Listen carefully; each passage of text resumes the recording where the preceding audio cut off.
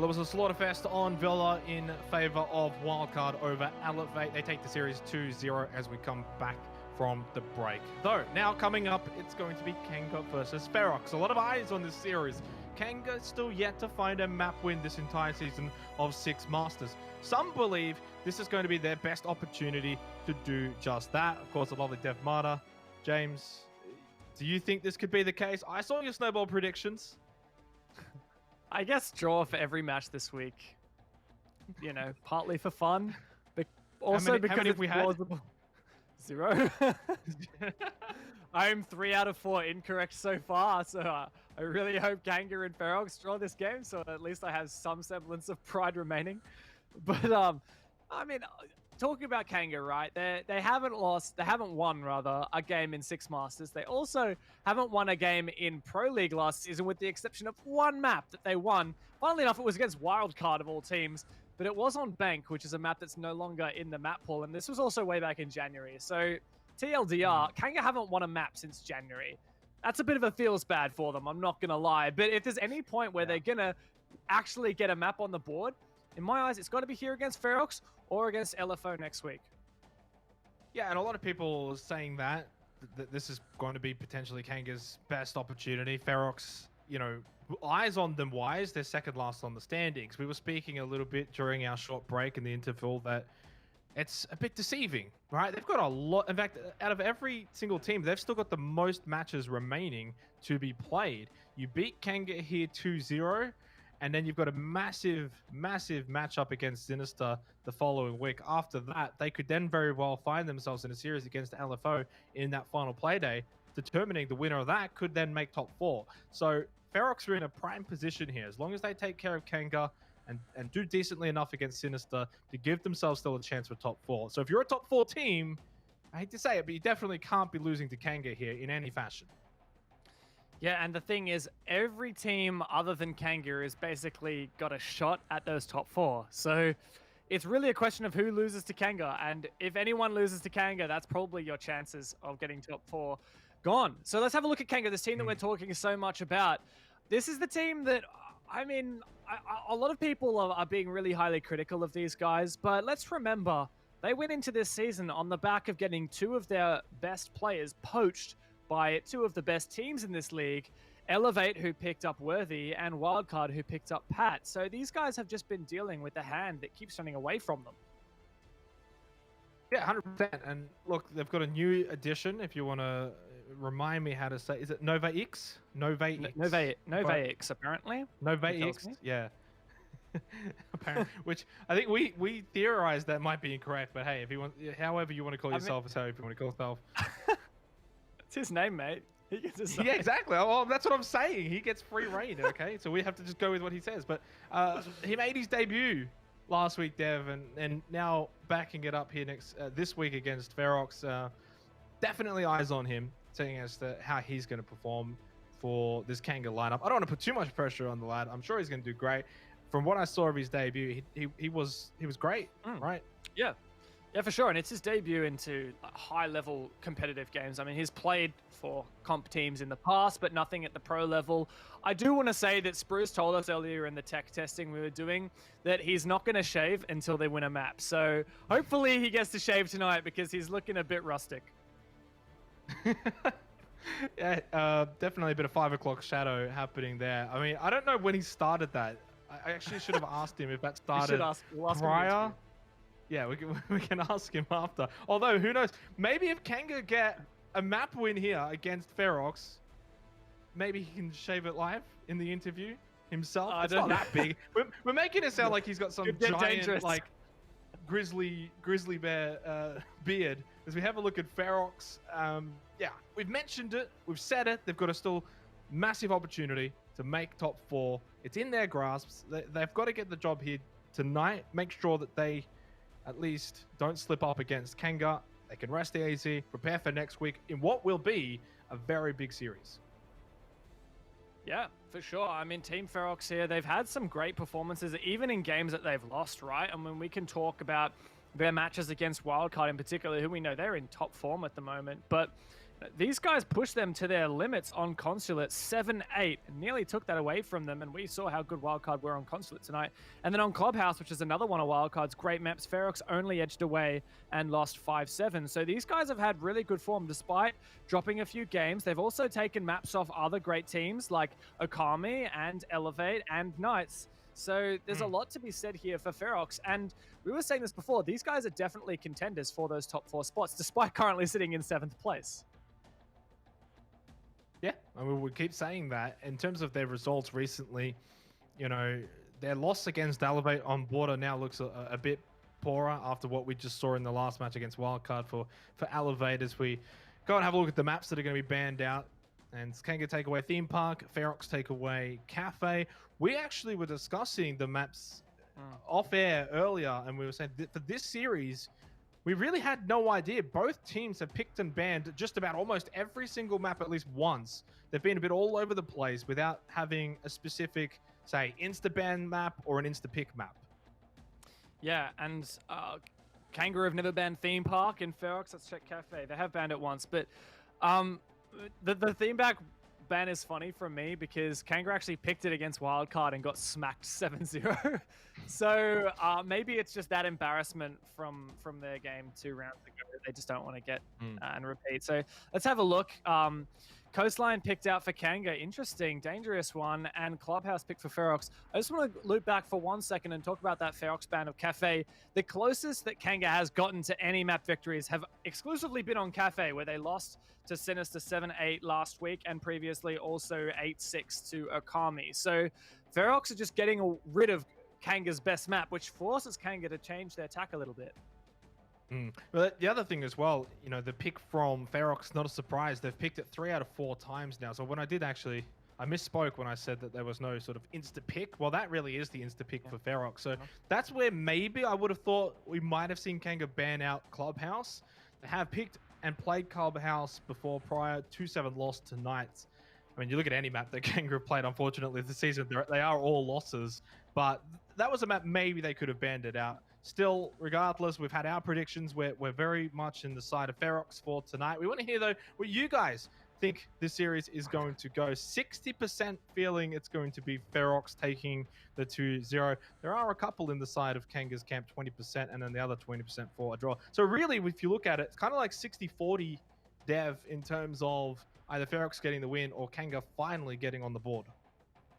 I respect that. A lot of people have hope for Kanga. I think also a lot of people just really like the Kanga logo. So that's why they get a couple of votes as well. I got to say, if I start reading into the maps that we're actually going to see, which is Coastline, which Kanga picked, and Clubhouse, which Ferox picked. Let's talk Coastline for a second, right? Last time Kanga played this was against Wildcard. They lost it 2-7. Last time they played Clubhouse, they lost it 2-7 tonight. So we have some pretty significant losses for Kanga. On the flip side, Ferox beat Okami on Coastline 6-8. And lost to them on Clubhouse 7-8. So definitely a lot of possibilities here. Big possibility that Kanga may find their first map win. It's going to happen. You think it's going to happen tonight. Coastline is their map pick. No better chance and time than now. FHLG says Spruce.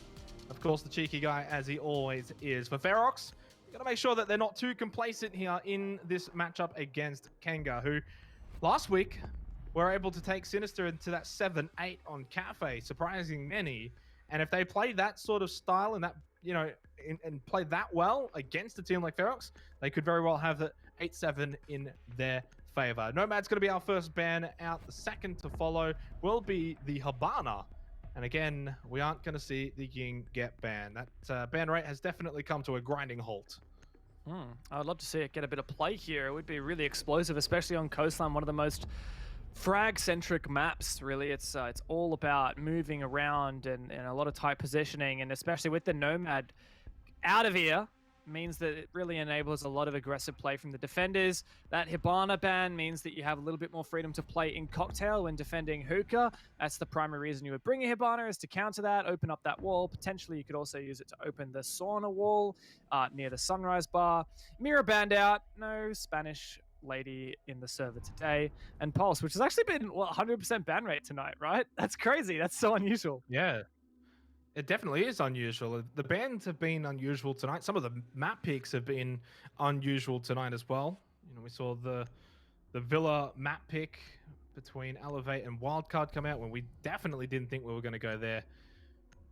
Boat's going to stay on this Lion. I think I've only seen Lion once since I've started casting this season of Six Masters, which was a few weeks ago. And, well, it looks like Boats is going to stick with it here on Coastline, as Blue and Sunrise will be where we're heading. First up, here, the first round of this second series of the night. Kanga versus Ferox will get us underway now here on Coastline. Attackers need to locate and Well, if there's any way you're going to bring out the Lion, it would be on Coastline, where you can really suppress that mobility. I mentioned how the Nomad is banned. Lion, I mean, it's not exactly the same thing, but they're both operators that prevent aggression. Lion is often good. The way you might use it is if you're going in for a push and you get a kill, pop that Lion device straight away and try to prevent that refrag from the defenders. And Ferox clearly want to play aggressively here on their defense. That's the reason for banning that Nomad. So Kanga needs to ensure they don't get caught off guard. 5 seconds left.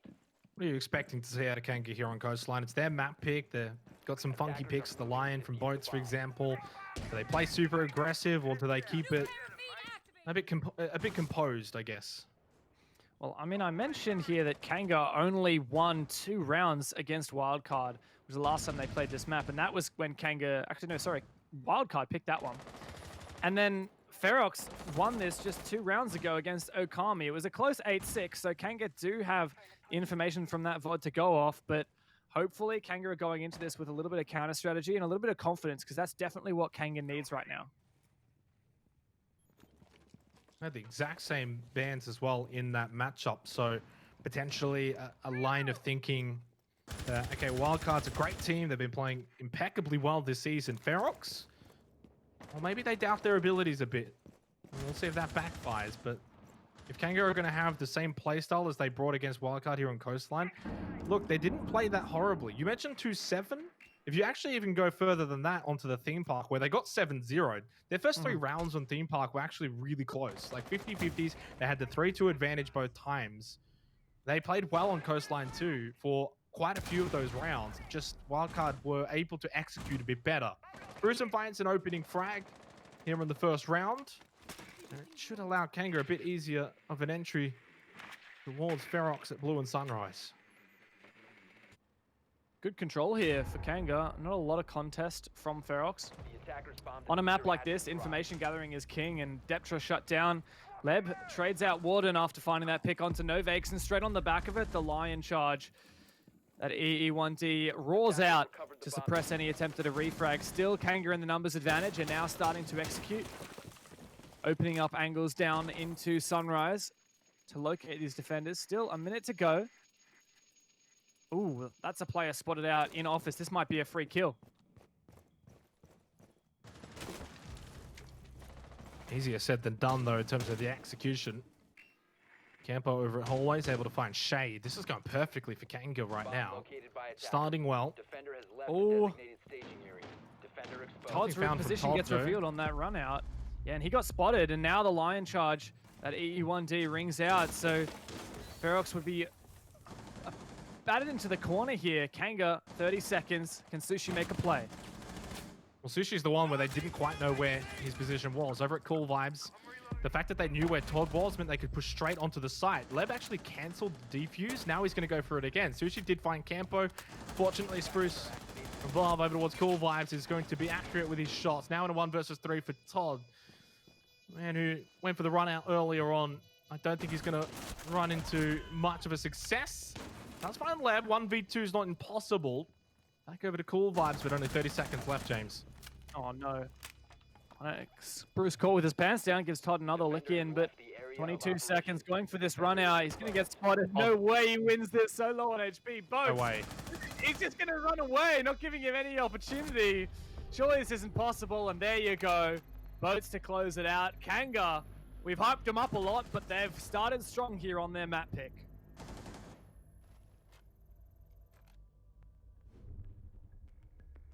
It's their map pick. They're going to start well. A couple of the opening frags got a bit messy towards the end. Todd played well with the hand that he was dealt. You know, to be fair, he ran out himself. He caused his own demise in that regard, but he played it well from that point onwards. Repositioning and, well, maybe Kanga just a little bit overzealous in trying to find him and spot him out. Still, the Lion definitely effective. You mentioned wanting to gain information here on Coastline. Can do that at times. Not definitely not as powerful as Lion used to be, though, which is why we don't really see it too often. Defenders, protect your bombs from being defused by attackers. Yeah, but I mean, it was decent usage from boats there in that previous round. Just putting Ferox under the pump at all times. And looks like the defenders will change up their bomb site choice and rotate over to Hookah and Billiards. Pretty common bomb site choice, but Coastline is a map where you can really pick any bomb site. Maybe Penthouse, not so much in the comp setting, but I'd like to see from Ferox more successful information gathering, because last round Todd going for that run out, if that was timed based on information that he knew there was a player out there, then I mean that would be huge. That would make such a difference. He would be able to use that info to get a frag, but so far we need to see some. Oh, this Valkyrie camera is going to get spotted out. Oh no, the player flicked off their drone, so they won't see that. Unfortunate. This information gathering is going to be essential for Ferox to win the round. I say unfortunate, but it's also then fortunate for Deptra. So the way you want to look at it, either side, it's either fortunate or unfortunate, depending on where your allegiances lie, who you're sort of wanting to win. I wouldn't be surprised if there's a lot of neutrals who would be definitely rooting for Kanga in this setup. Almost every week, you got people who just want them to finally get a win, finally get away from 0 and 10, and at least make it 1 and 10 for the moment in time. They've made a good start here on Coastline, but starts don't tell the whole story. Deptra roaming around. The Lion charge is going to come out with the E1D. Doesn't find anything though. 2 minutes remaining. Good info gathered from Kanga. Not sure what info Ferox have. We saw Spruce droning Leb into Sunrise previously. A lot of horizontal pressure from below. But of course, this is not where the bomb site is. I hope Leb spotted that Valkyrie camera, the black eye that we saw thrown out into Sunrise. Otherwise, Kanga would have Ferox would have full info on where Kanga are. Shots through the floor, exchanged between Shade and Leb, but no kills thus far. Half the round down, and not a lot of progress made for Kanga on executing the actual bomb site. That said, Novex to find one. Deptra elsewhere does get Campo, but there's an opening here for Novex if he wants to take it. Considering his health, though, don't want to just rush him blazingly. Does have the diffuser in hand. Love the patience. Generally, it's a virtue. Minute and 10 seconds remaining. Novex straight into the hot seat, if you will. And he's handling it really well here on Coastline. One more E1D charge will be played out from boats. Now Novex can push onto site. He can play it if he wants to. But he's expecting a peek, a pre-fire through that wall to come through. Still 3 up for Ferox. Kanga have started really well here. Can they capitalize on this second round? 45 seconds remaining. Leb putting out so much pressure here. Spruce trying to find these players at Cocktail through the floor, but hasn't found anything yet. Looks like the execute to come out. Novex hands that diffuser over to his teammate, and he's taken solo on HP, but still up. The spotter on blue, player on blue stairs is spotted out, and changing who has the diffuser, but these gas canisters could spell death for Kanga. 20 seconds left. Ferox takes out Novex, 2 players for them, but there is another one. It's all on Leb now, and things have fallen apart. A few seconds left, and surely there's no chance this is going to happen for Kanga. Leb trying to push in a desperate attempt. Caught in the crossfire, nothing he can do about it. Ferox do close out that round.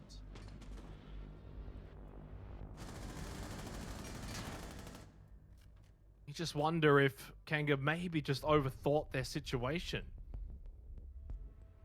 Maybe they had a bit of an easier time than they truly believed. Novex was on site. Could have planted. Was really worried about the sort of pre-fire coming through. Didn't come. Regardless, though, credit to Ferox. Didn't panic. Sometimes you give a little, but then you take a lot, and they were able to do that towards the end. Tie it up 1-1. Both still sticking with this Lion.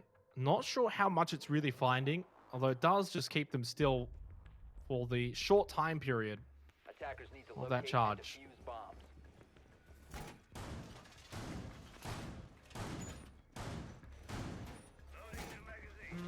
So Attackers have located Ferox bombs. getting back into it, and they're going to go kitchen.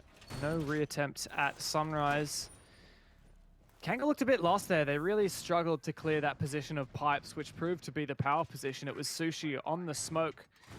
We remarked upon multiple players from Kanga low on HP after earlier engagements, and smoke is the player. You want to lie on the defense when your attackers are low. Insertion.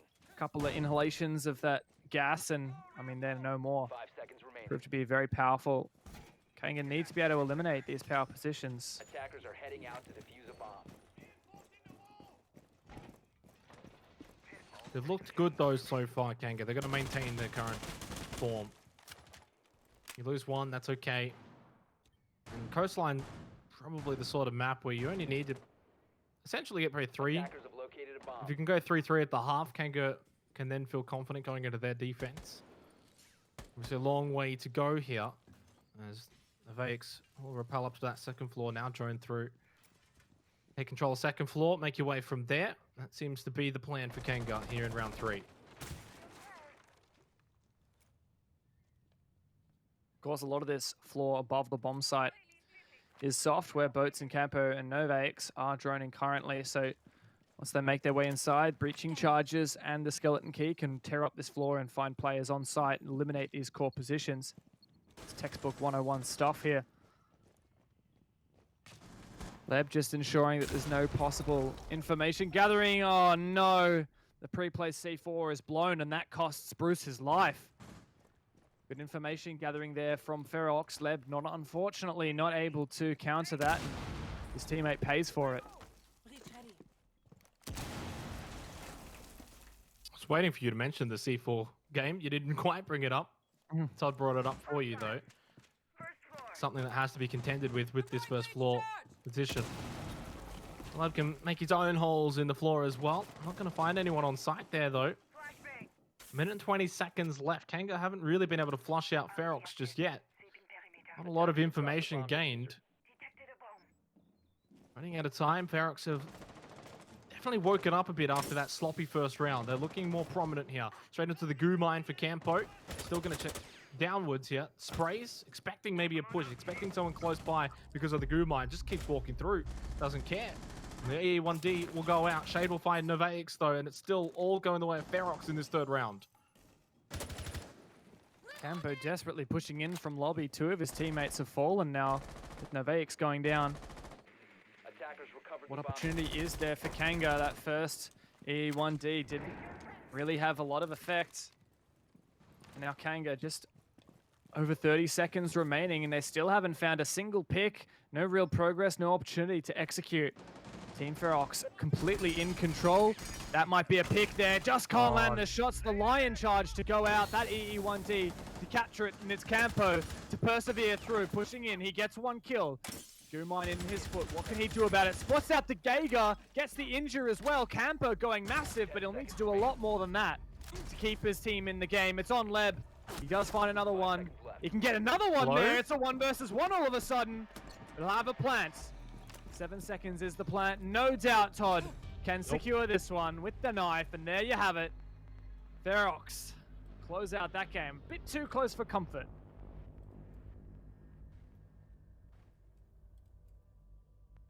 Doesn't matter how you win them, as long as you get the wins on the board. Ferox able to do that in round 3. As you said, close for comfort.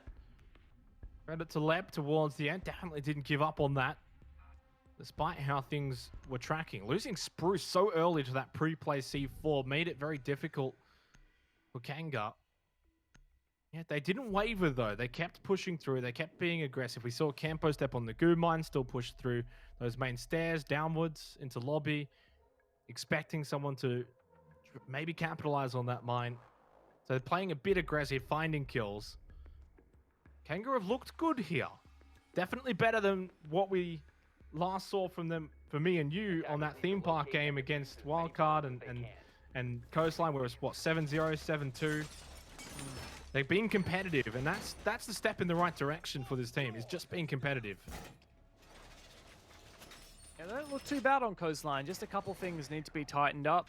Like you mentioned, losing Spruce early just really made Kanga. Not only did they have a numbers deficit, which of course makes a difference in the last few moments when, and throughout the round, you have one less player to do anything, but there was a lot of utility in Spruce's pocket with that skeleton key that wasn't able to be capitalized upon. And Leb had to do all of that soft breach himself. Perhaps Kanga could have leveraged that to more success had Spruce still been alive, but I digress. We move over here to Blue Bar and Sunrise. Once again, a Valkyrie camera thrown outside by Deptra. That black eye will have vision on the hookah balcony. Another black eye placed here inside Sunrise. Where is the push from Kanga going to mount? Previously, they took control of hookah, looked down through the floor. Oh, Spruce, just a spray through the wall from Sauna, and Sushi's captured off guard. That's an essential pick, that one. Huge play, as it's the smoke off the board. No more late round denial.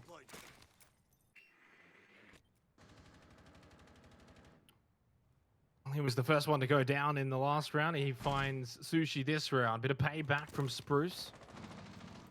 Even if it's not at the target who killed him, he'll still take it every day of the week. Kanga now have a numerical advantage. Couldn't even finish the sentence before they lost it. Now it's all tied up and Spruce goes down early again, just prior to the 2-minute mark. Well, that was a short-lived sort of victory dance for Spruce. And Kanga are not going to have the buck here again. And that's the power of those Valkyrie cameras. Enabling that run out from Shade. Ooh, here's an opportunity for Leb to find this one. Just completely trapped. How do you win that fight, Warden? You never, ever meant to win that fight. But Warden just does. Is he good for more, though? Holding on. Can he take out boats? Surely not. Finally, is shut down. Kanga can breathe easy for a bit longer, but numbers may be even. That said, Kanga short on the soft breach utility. They want to open up the floor and expose the positions of Ferox on the bomb site. And they'll have to figure out another way to attack this. Still 2 more charges of the AE1D for boats on the line. 1 minute remaining. Breach utility may not be the best, but they've still got the ability to sort of keep Ferox grounded as they can push in, gain control of rooms and positions. Novaix. Tough times. He had his debut last week, but as I mentioned, straight into the thick of it here against Ferox. Diffuser in hand once again. They trust him with it. 40 seconds left. Deptra holds his position, and all he can do is wait and see who pushes in through Sunrise. I think there's one more EE1D after this. Campo gets Shade. 2 versus 1 now. Deptra gets to get the double. He gets the first one. Soft wall, no, never mind. Pushed through the door. Did Boats. And Kanga tie it up after 4 rounds. The second round, it's gone down to a 1v1 at the end of it. I don't know how this is happening. Bit of an XD chucked in chat there. Cheers, Boats. Always appreciate a bit of an XD. Wow, BM. Yeah, well, I feel like there were a lot of opportunities there that Ferox made for themselves and that Kanga got to be face-palming about. For one, that first pick to refrag Spruce was just that Valkyrie camera that was thrown outside. It was right in Spruce's face. He was just a bit too tunnel vision to see it. And if you can't just look for the Valkyrie cameras, blind, then you need to use that IQ electronics detector. And if Leb's not going to be doing that, then Ferox is going to take advantage and go for those runouts. And defuse as many bombs as they can. On top of that, the fact that Warden was able to do what he did in Aqua, that's just going to bewilder me. I have no idea. We're all tied up though, going into this 5th round. Both teams have looked good various times. As we get closer to this half though, it's 3-3. If it does go to 3-3, who's sort of the winner of that, right? Here on Coastline, attack, defense side. Who would you feel more comfortable sort of then backing going into the next half? Probably the whoever was on defense. Attack is somewhat favored on Coastline. It does depend, but it's because it's such a small map and there are so many open angles that the attackers can get. Very claustrophobic if you're a defender. Don't have a lot of mobility. That does tend to make it favorable to the attacking side. So Ferox would be pretty happy with a 3-3 split at the half. And Kanga really do have to run away with this. If you recall, in the previous round, the only reason they had a man advantage was because Spruce randomly sprayed through a wall and killed the smoke. That's just something that's not going to happen every day, every round. We keep saying that, but yeah, we still see these early picks, and you may not get him in that position again, but you may find someone on your team may find someone else in a similar manner. How you get it is how you take it. Doesn't matter. You get that opening pick, you get the opening pick. There's no two ways about it. The VX will drone through office. 2 minutes. Kanga have been pretty good for time as well. There hasn't really ever been too many situations where there's like 15 seconds remaining and all 4 or 5 push in. A lot of duels early on. A lot of players getting picked early on into these fights. Warden just above an aquarium, 2nd floor. Hatch is open. The Kanga are aware of this, and they're going to make sure that they don't give him an option. But this is decent. Can run out, I would assume, through the door or can drop down the hatch. There's a few options here for Warden going forward in this round. That said, as soon as they start to have presence on this balcony, he may get trapped in here. Led and Novakes ready. Boats to throw a drone in as well.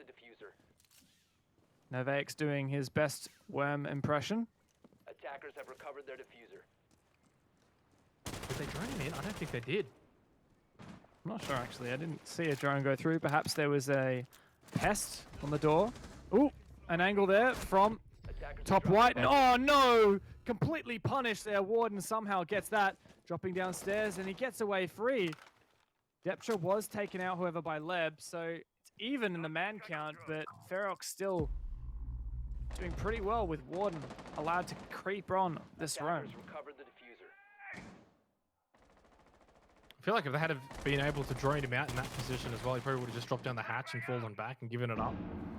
And then roamed from that 1st floor. Could have been the case. 40 seconds remaining now in a 4 versus 4. I did say prior to this that they've usually been pretty good for time. They have pushed to aquarium now as Kanga. Sushi's going to be able to respond to this push though. Todd for Ferox, a bit slow going through a hallway. Back over to aquarium we go. I believe final EE1D. If not, there's one more. Yes, there is one more for Boros, who is low. Very low. Now he maybe just about to fall over soon. 2v2, 10 seconds remaining. He does fall over to Sushi Smoke. And Spruce has got a lot to do here. Doesn't have the diffuser. Not going to be able to get there in time. And is not going to be able to find the kills onto Todd and Sushi. Ferox take the lead once again here. Round 5 is done. It's a bit messy, but Ferox are getting it across the line here. That timer just not enough for Kanga. Really stalling out on that aquarium push. The fact that Warden was even allowed to get 1 kill is pretty ridiculous. If they had droned him out and he decided to drop down the hatch, surely someone from Kanga could have just watched that from the safety of outside. But Ferox's crossfires and their positioning is just too much for Kanga to deal with. And even with that line, they can't suppress these rotations from Ferox. Back to kitchen and service. And for Ferox, an opportunity now to take a 4-2 lead into the half, going into their attacking side. When you made the call, Dev, you said Coastline's maybe slightly attacking favored. Kanga have kind of shown that, though, to a degree. They've pushed in early. They're usually getting onto site with around 30, 40 seconds remaining. It hasn't been a struggle getting in there with the final seconds ticking down. The problem is they're losing players early on. And as you said, it's usually quite messy if Ferox are able to respond, and while respond, they have been able to do so far. 3-2 in favor of Ferox going into this final round of the half. And we talked about maybe being on the attack is in the advantage here, so Kanga need to step up. If Ferox end this half 4-2 their way, I have no doubt they'll have some strong attacks and really put it to Kanga. Attackers are moving to defuse the bomb. We return back to kitchen. Last time Ferox played this, it really started with just a successful C4 through the floor. Deptra, Valkyrie camera to assist with the placement of C4s, but once again, an early pick. And that was just, again, caught off on a rotation there. Todd wasn't even trying to go for an aggressive peek. Kanga, if you've learned anything, it's always spray through windows in the first 20 seconds of the round, because sometimes you'll find a kill.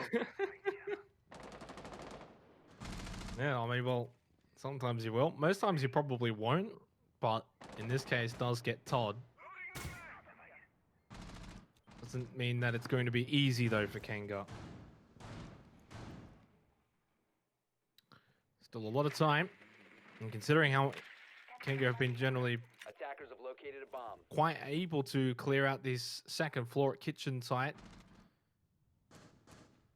it'll be interesting to see whether or not Ferox can find a C4 kill at some point. It helped them last time on this first floor site hold. It's a big part of it, considering how much presence you expect to see from Kanga on the second floor above. Remember that Kanga haven't successfully attacked this bomb site yet. The only bomb site they've successfully won is Blue Bar Sunrise. Ferox have just been too good on these other two bomb sites. But of course, that numbers advantage does help. That early free kill. Shade holding behind the lobby desk. Spotted out by Campo. This is such a difficult angle to attack, though, when someone's hiding behind that desk. Just waiting for the angle to be exposed, but wait a second. Leb's in the bomb site. Novax is planting. What is this? But Ferox find these kills. This still could be salvaged for Kanga, and Boats does get one. Another one for him. It's a 3 versus 2 now, and Ferox have to retake. This is a massive opportunity. Boat stays alive. Now he can get off another E1D. Shots back towards Shade. He's able to avoid them. Dodges back through the doorway. And then Kanga have just won the round in a very quick fashion. Mostly thanks to Boats. Campo Novax also coming in clutch. We end the half tied 3-3. I feel like that plant crept up on me as much as it crept up on Ferox. Did you see that coming? Because I had no idea that was about to happen. I saw it all the way. I was wondering, what are you talking about, Dev? Come on. Yeah. Sure you did, mate. Sure. Also, I said Novax, or no, I didn't say Novax. I'm sad now. I apologize, Novax. It's just hard to say fast, you know? Well, if you've just joined us, we're halfway through this first match on Coastline between Kanga and Ferox. The map pick of Kanga.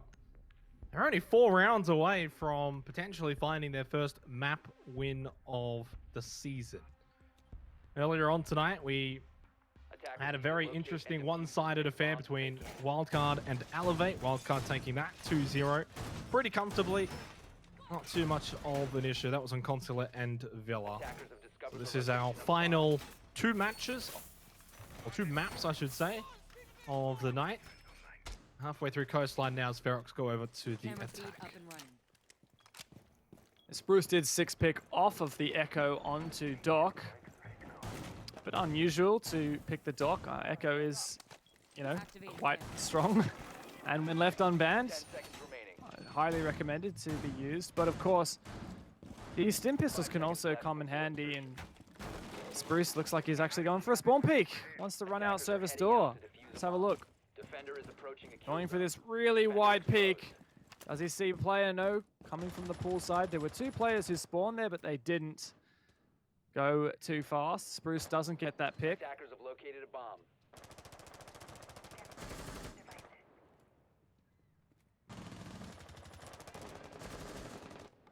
Shade playing the Jackal. Getting that information, roamers and Coastline common. We saw it from Ferox on their defense. Kanga elected for the Lion, but Jackal's probably the more prominent pick here. We'll see how Shade plays it out here in their half.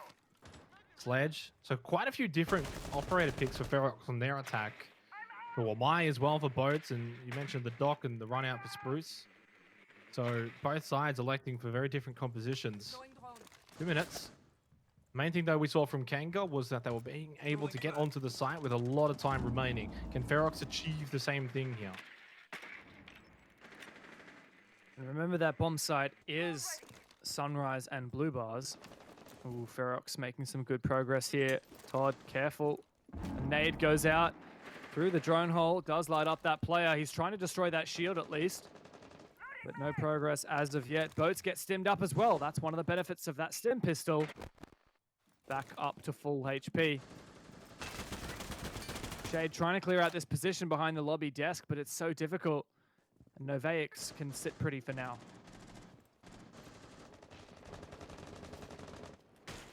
And Kanga as a whole can sit pretty for now right now. 1 minute and 18 seconds. And then when Boats finds an opening frag that makes things easier, pretty sure that's a dead body, Sushi. You'll it's all right. Just falling over. Let him be. He's already had enough. Drops the diffuser to go for a bit more of an aggressive peek. This player sitting at cool vibes behind this shield that Sushi does know someone's in there, but he's also wary that he's going to get peeked from cool vibes. Now pushes in, super aggressive play. Still unable to actually get this elimination onto Boats. Shade, is he wary of the fact that there's Spruce on cool vibes? He is. 3 versus 2 here. Ferox bringing it back after a slow start. Kanga found the early picks. But Ferox have got control of the second floor now, still with 40 seconds to go to 2 versus 3. Not impossible after that attempt at salvaging things for Ferox, but little to no information here, and Novaix can get that one pick. Diffuser down as well. Sushi, last man standing for his team. Surely this is difficult. 20 seconds, no diffuser in sight. What hope is there? 15 seconds to go. Well, very little hope. The fact that he's got no time is the more damning aspect of it. Regardless, he also was outnumbered. Lep gets the elimination, and Kanga have a lead here on Coastline. 4-3. A story is brewing here at Coastline. Hey, I mentioned maybe the attack was favored, but Kanga come out and, well, they're doing strong things on their defense. 4-3, like you mentioned, just 3 rounds away from their first points on the board in 6 Masters, their first map win.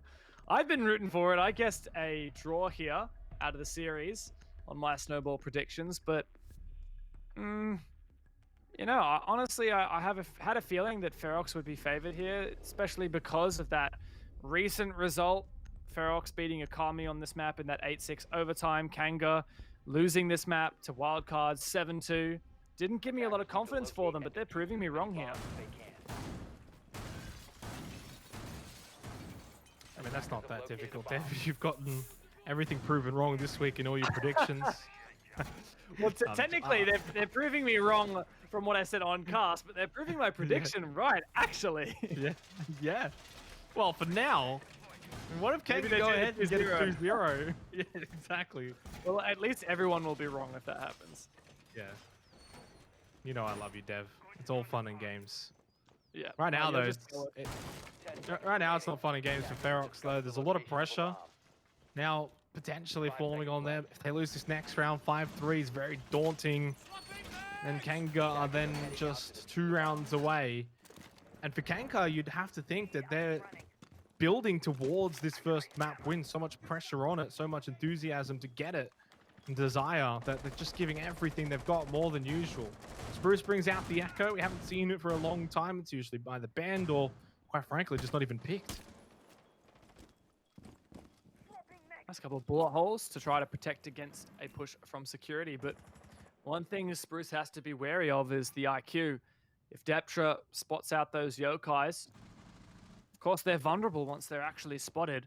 It might be hard to detect being invisible, mostly cloaked, but if Deptra can find them, a single bullet will deal with them, or perhaps a grenade. Spruce will have to keep them close to him. Good progress made thus far, however, from Ferox on this top floor clear. A lot of early presence. That said, ooh, Kanga find the first pick. Leb, aggressive, in towards bathroom from theater. It's a good start, and they're not going to let up anytime soon. You mentioned good presence on this second floor, but what Kanga keep doing here on their defense is picking up, making sure they've always got their own presence on the second floor, making it very difficult for Ferox to sort of move around and roam. Todd gets Novaix, expecting it at this point. You can kind of just see they're expecting Kanga to be moving around, roaming, being aggressive on this second floor. Diffuser's down, no one's really near it. Deptra can go back and get it. Oh, that was just really unfortunate timing for Todd. Todd now gets leapt, and that's going to be very unfortunate for Kanga here. Diffuser in hand, numbers in hand for Ferox. And from the game and the match going in their favor, Ferox should be able to tie it up from here. A very strong roam clear for Ferox, despite losing that initial engagement to Leb. And now Boats and Spruce on site to defend for a whole minute. Rather, Boats was in lobby, but Spruce on site by himself. He has his yokai to deny that plant for as long as possible. recovered the The diffuser. roof above him is soft, so Spruce needs to be careful. A drone, don't believe that spotted him. Contesting these long angles. 40 seconds, time is ticking away. Ferox, they need to make some progress here. I wouldn't stress too much. 4 versus 2, 30 seconds, still enough time, and they've got the very large numbers advantage as well as they slowly but surely push down into this first floor kitchen site. Whenever the stairs was spotted from Spruce, we actually just missed it at the last second, but you can see that it was always going to be that case. Unfortunately, Deptra then does get Spruce. 1 versus 3 now for Boats. He is closer to this site. 10 seconds. If he can find and disrupt the planter of the diffuser, it may just give him a chance to get the win for Kanga just yet. Never mind. Goes down himself. Ferox tied up 4-4. Coastline is definitely back and forth right now.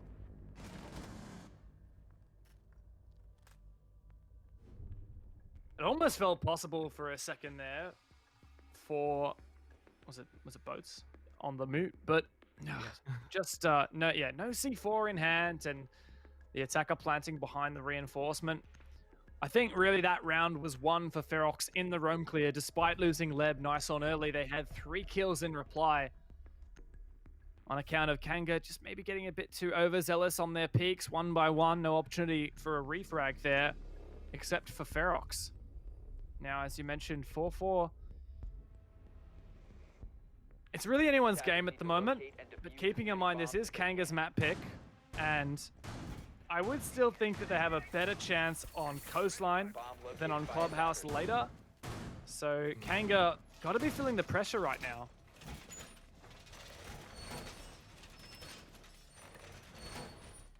I mean, look, for Kanga's sake, I'm just going to say they're probably not feeling any pressure at all. This has been a rebuilding season for them. And at this point, when you're 0-10, how much more pressure can you really take here? Yes, they will definitely feel like they can win not only this map, but the series 2-0. But it's hard to say there's a lot of pressure. There should be more so pressure on Ferox. The fact that it's 4-4, this is a team that should be doing away with Kanga, just like every other team has done this season, so that they can set themselves up with a chance of finishing in the top 4, or at least putting themselves in a position to do that. You don't beat Kanga here, you even just drop 1 map, Dev, and that chance is going to be almost taken away immediately. Yeah, look, that's a great point. Ferox is sitting in second to last place on 9 points. They've played the least number of games out of any team, but losing to Kanga here would be detrimental to their chances of making playoffs. And now Ferox on the attack. On the back of that previous victory, some good control taken once again. But of course, that hold in theater. Leb and Noveix upstairs. Sushi to drone it out. Boats supporting from bottom white. Noveix at 90. Previously, Leb got that opening pick and then Ferox picked them apart 1 by 1. What's Kanga learnt from their mistakes? Bullseye, says Spruce. Drone captured for Kanga. Oh, Noveix has really stepped up after a bit of a slow start. Was 1-3 since then. Has gone 4-3. And is proceeding to find a lot of opening picks. Yeah, so far on Coastline. Sushi's going to get revived. Although on such low health, how impactful can he really be for the remainder of this? Won't be impactful at all. Kanga just slicing through Ferox's attack at the moment. And can they get to a position where if you get to 5-4, only 1 more round, and a match point could then be in the hands of Kanga. Still a bit to do here. Deptra and Todd have got to be flushed out and eliminated. 1 minute and 15 seconds gives them enough time to adapt, relocate, and have another crack at it. and Deptra still does get downstairs. Todd, with the sledgehammer in hand, has the opportunity to open up that floor and expose some of these positions, but I don't think that's the play for him. Glacier on the SMG-11, and he'll rotate over to the service door. Needs to be careful. There was a player very aggressive. It's Noveix. Already found 1 kill on the round. As the door is sprayed down, Todd finds 1. That's Spruce. Suddenly a 2 versus 4 has become a manageable 2 versus 3.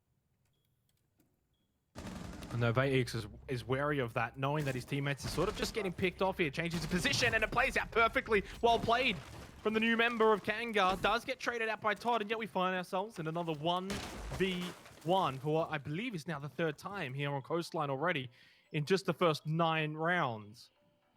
You'd hate to be sort of a fan of either of these two teams. It's been so back and forth. All the shots, both missing. They're both Neo, and they're both now going to have a chance, and it's going to be Kanga who come out on top. Boats in the 1v1 against Todd. Kanga take the lead once again. SMG11 versus SMG11 and Boats to close it out. That could have swung either way. I mean, hats off to Ferox for turning that 2 versus 4 into a very doable 1 versus 1, but Todd just wasn't enough to hold out. And man, this is definitely getting close, and we're 2 rounds away from seeing Kanga finally get some points on the board. And on the flip side of that, seeing Ferox really getting it handed to them and shut out of playoffs. Feels like some history making happening here. I'm glad to be a part of it, Dev, alongside you, because if Kanga pick up this map win, it'll be their first of the season. We keep harping on it, but for good reasons. It's a bit of a reward for sticking with it. It's very easy to just give up. I mean, you look at their round differential as well, and it just tells the story. They haven't had too many close losses either. There's been a couple, most notably the one last week against Sinister and Cafe, 7-8 in overtime, but massive chance for Kanga. It would be, as you said, detrimental to Ferox, but Kanga don't care for that. They're not here to make friends, they're here to win. They haven't done any of it this season, but now is their chance. They've probably not had a better chance than this all season. 10 seconds to go. That said, Ferox is only 1 round behind. Very possible for them as well. On the attacking side, we ended the half at 3-3. We could see another 3-3 half here and head to overtime. I'm getting overtime vibes here. Xenox, I'm feeling it. I'm getting cool vibes here on Coastline. The cool vibes are in the favor of Kanga. You say overtime, I don't know, I'm starting to believe here. Just starting to believe. Kanga can find their first map win. 2.5 minutes. This round will be telling. 6-4 puts so much pressure on the back of Ferox. But 5-5, and Kanga's momentum is just halted for the time being.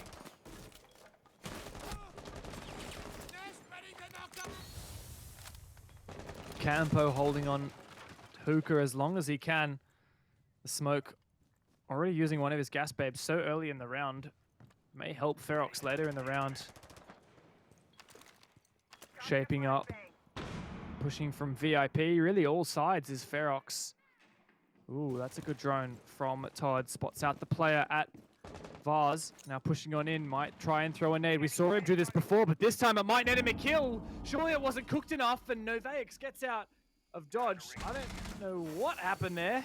The nade just missed, but a thermite charge rings out and opens up that VIP wall. Ferox making some great progress thus far, and now have completely exposed the majority of that A bomb site. Time for Ferox to pick up the pace, though, in just a general sense in this match, in this series. Flick a switch and try and find another gear to outperform Kanga in these final few rounds of Coastline. It's Kanga's map pick, but Ferox are not in any position to be trading maps with Kanga. Sushi pushing through Aquarium, just clearing out any gadgets. They're so close to the site, yet it feels like so far. So much time, a minute. Don't be surprised if this stalls out. Although, Ferox could take the approach of just trying to push in, clear it out even early. They've got a lot of time in the bank, though. 5v5 in this last minute of the round. Ferox, like you said, they do seem to be mounting for this push through Aqua. Smoke goes out. Shade finds the first kill of the round onto Campo. There's still presence, though, from Kanga downstairs, and they can deny the plant vertically. A couple of shots rang out either direction. Leb now very low on HP. Needs to be cautious. 30 seconds left. And Ferox getting another pick. Falling apart for Kanga, but I wouldn't count them out yet. Spruce, Boats, they've both been in these similar positions over the first few rounds, these first 10 rounds, and generally it's gone their way. Plant's going to go down. Time for the counter defuse to come through. Lab's going to find Depture to open it up, but they're very low. He's very low. Boats, too, is taking some damage. Very in close, just on the other side. In Hooker pushing through. Oh, he looked away at the last second. He would have been able to get that kill, surely. Sushi goes down. Has Ferox maybe thrown this? They're right on it. They can go for the defuse. And keeping watch is Spruce outside. Ferox, never mind. Warden gets the double. and a sigh and a breathing sigh of relief for those in the Ferox camp. 5-5. We're just trading rounds back and forth. The only time someone has won 2 rounds in a row was Ferox in round number 2 and 3. But aside from that, it's just been back and forth, back and forth. We haven't seen either of these teams get a leg up more than 1 round apart from their opposition.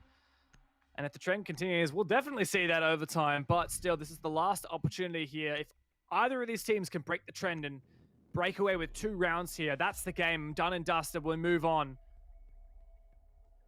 But still, Kanga just within their grasp is that match point, is that opportunity to get their first win of the season.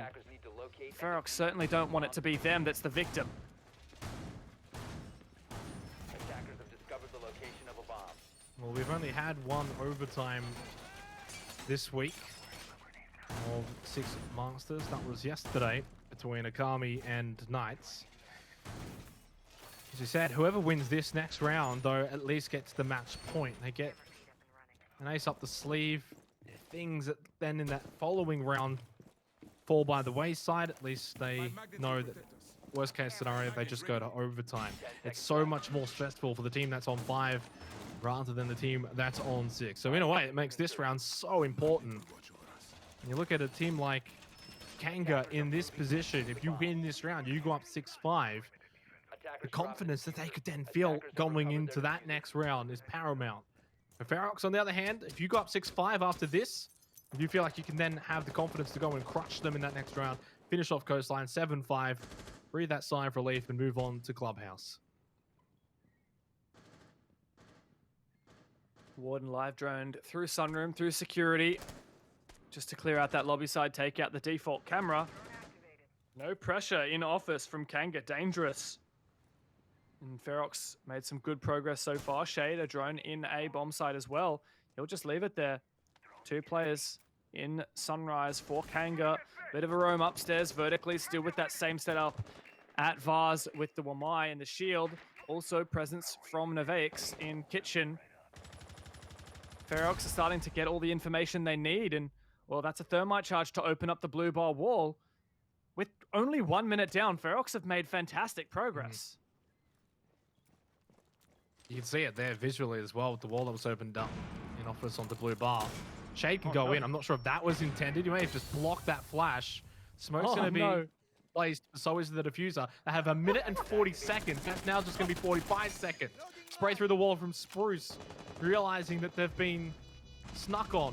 But a retake can now be possible. The Vex coming from kitchen's going to be able to get Sushi. 4 versus 4, but only 30 seconds remaining. A big opportunity for either of these 2 teams is now present. C4 goes out.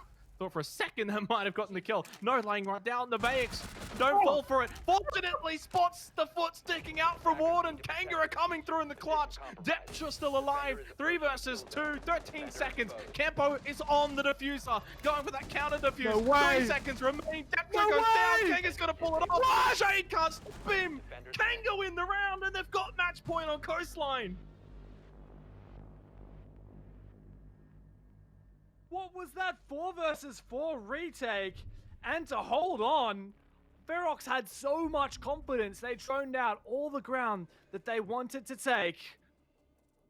They completely took Kanga by surprise. They thermited open the wall into blue bar, got the plant down with less than half the round done. And then that 1 minute 40, as you said, it turned into 45 seconds. The tables turned. Kanga has to retake, and they did just that. They welcomed the opportunity piece by piece, dragging it back. And now they're on match point. I just... Is this when it happens, Xenox? Is this how it happens? If it is how it happens, it's been a just deserved win if it does go that way. Match point 6-5 in favor of Kanga on Coastline. It is their map pick, but who cares? They've earned it. It's been a long season, but you've still got to get the job done. There's one more hurdle to still leap over. You fall here, and then there's a couple more hurdles that will be on their way. Ferox, though, have got... Well, they got a long jump in front of them, I guess you could say, Dev, because if they lose this round, their season might be done. I'm not going to go into the maths I'm not going to look at it. They've got a lot more matches still to be played, but it will make it just that bit more difficult when you're the only team to have then dropped the map to the team that everyone else has beaten. It makes it difficult from that point to then make the playoffs. Still, let's see how this round plays out. Leb has been amazing. 12 kills. Has been in the thick of it. We've had so many 1v1s towards the end of these rounds. I'm nervous for Ferox, but I'm also excited for Kanga. I wonder what it's like for Kanga at the moment. Is Spruce gonna finally get to shave? Are they thinking right now, we're within arm's reach of this, let's just do it? And if that is their thought process, surely that's not something that can slip away from them. For Ferox, the pressure is on. Like you said, they have the attack. They need to take the initiative here, and they're the ones under the pump. They need to force this overtime to sustain their chances of making top 4 for playoffs. Up until now, it's looked like Ferox was definitely in the running, but maybe this is where their road ends and Kanga takes back their pride. At least mends it. And as you say, take it back for the time being. So Kitchen gives them the ability to play the C4 game as well if Ferox select to take second floor. But I think we've seen more so a lot of the attention, especially around this first floor bomb site in Kitchen, is that both Kanga and Ferox have neglected second floor control and just going straight for this first floor. It's been the play for both teams. And it seems like that's going to be the case here again. Minute 40 seconds remaining. By this point, the diffuser had already been placed down in the last round. For Ferox, it looked like everything was going their way. Things were perfect. Warden pushing up cool vibes, making sure there's no one behind them. Is this a round where they leave it to the last second? The opposite of what we saw in the last round. It's slow and steady progress for Ferox, but that shield is still intact in Kitchen to contest that kitchen door for Kanga.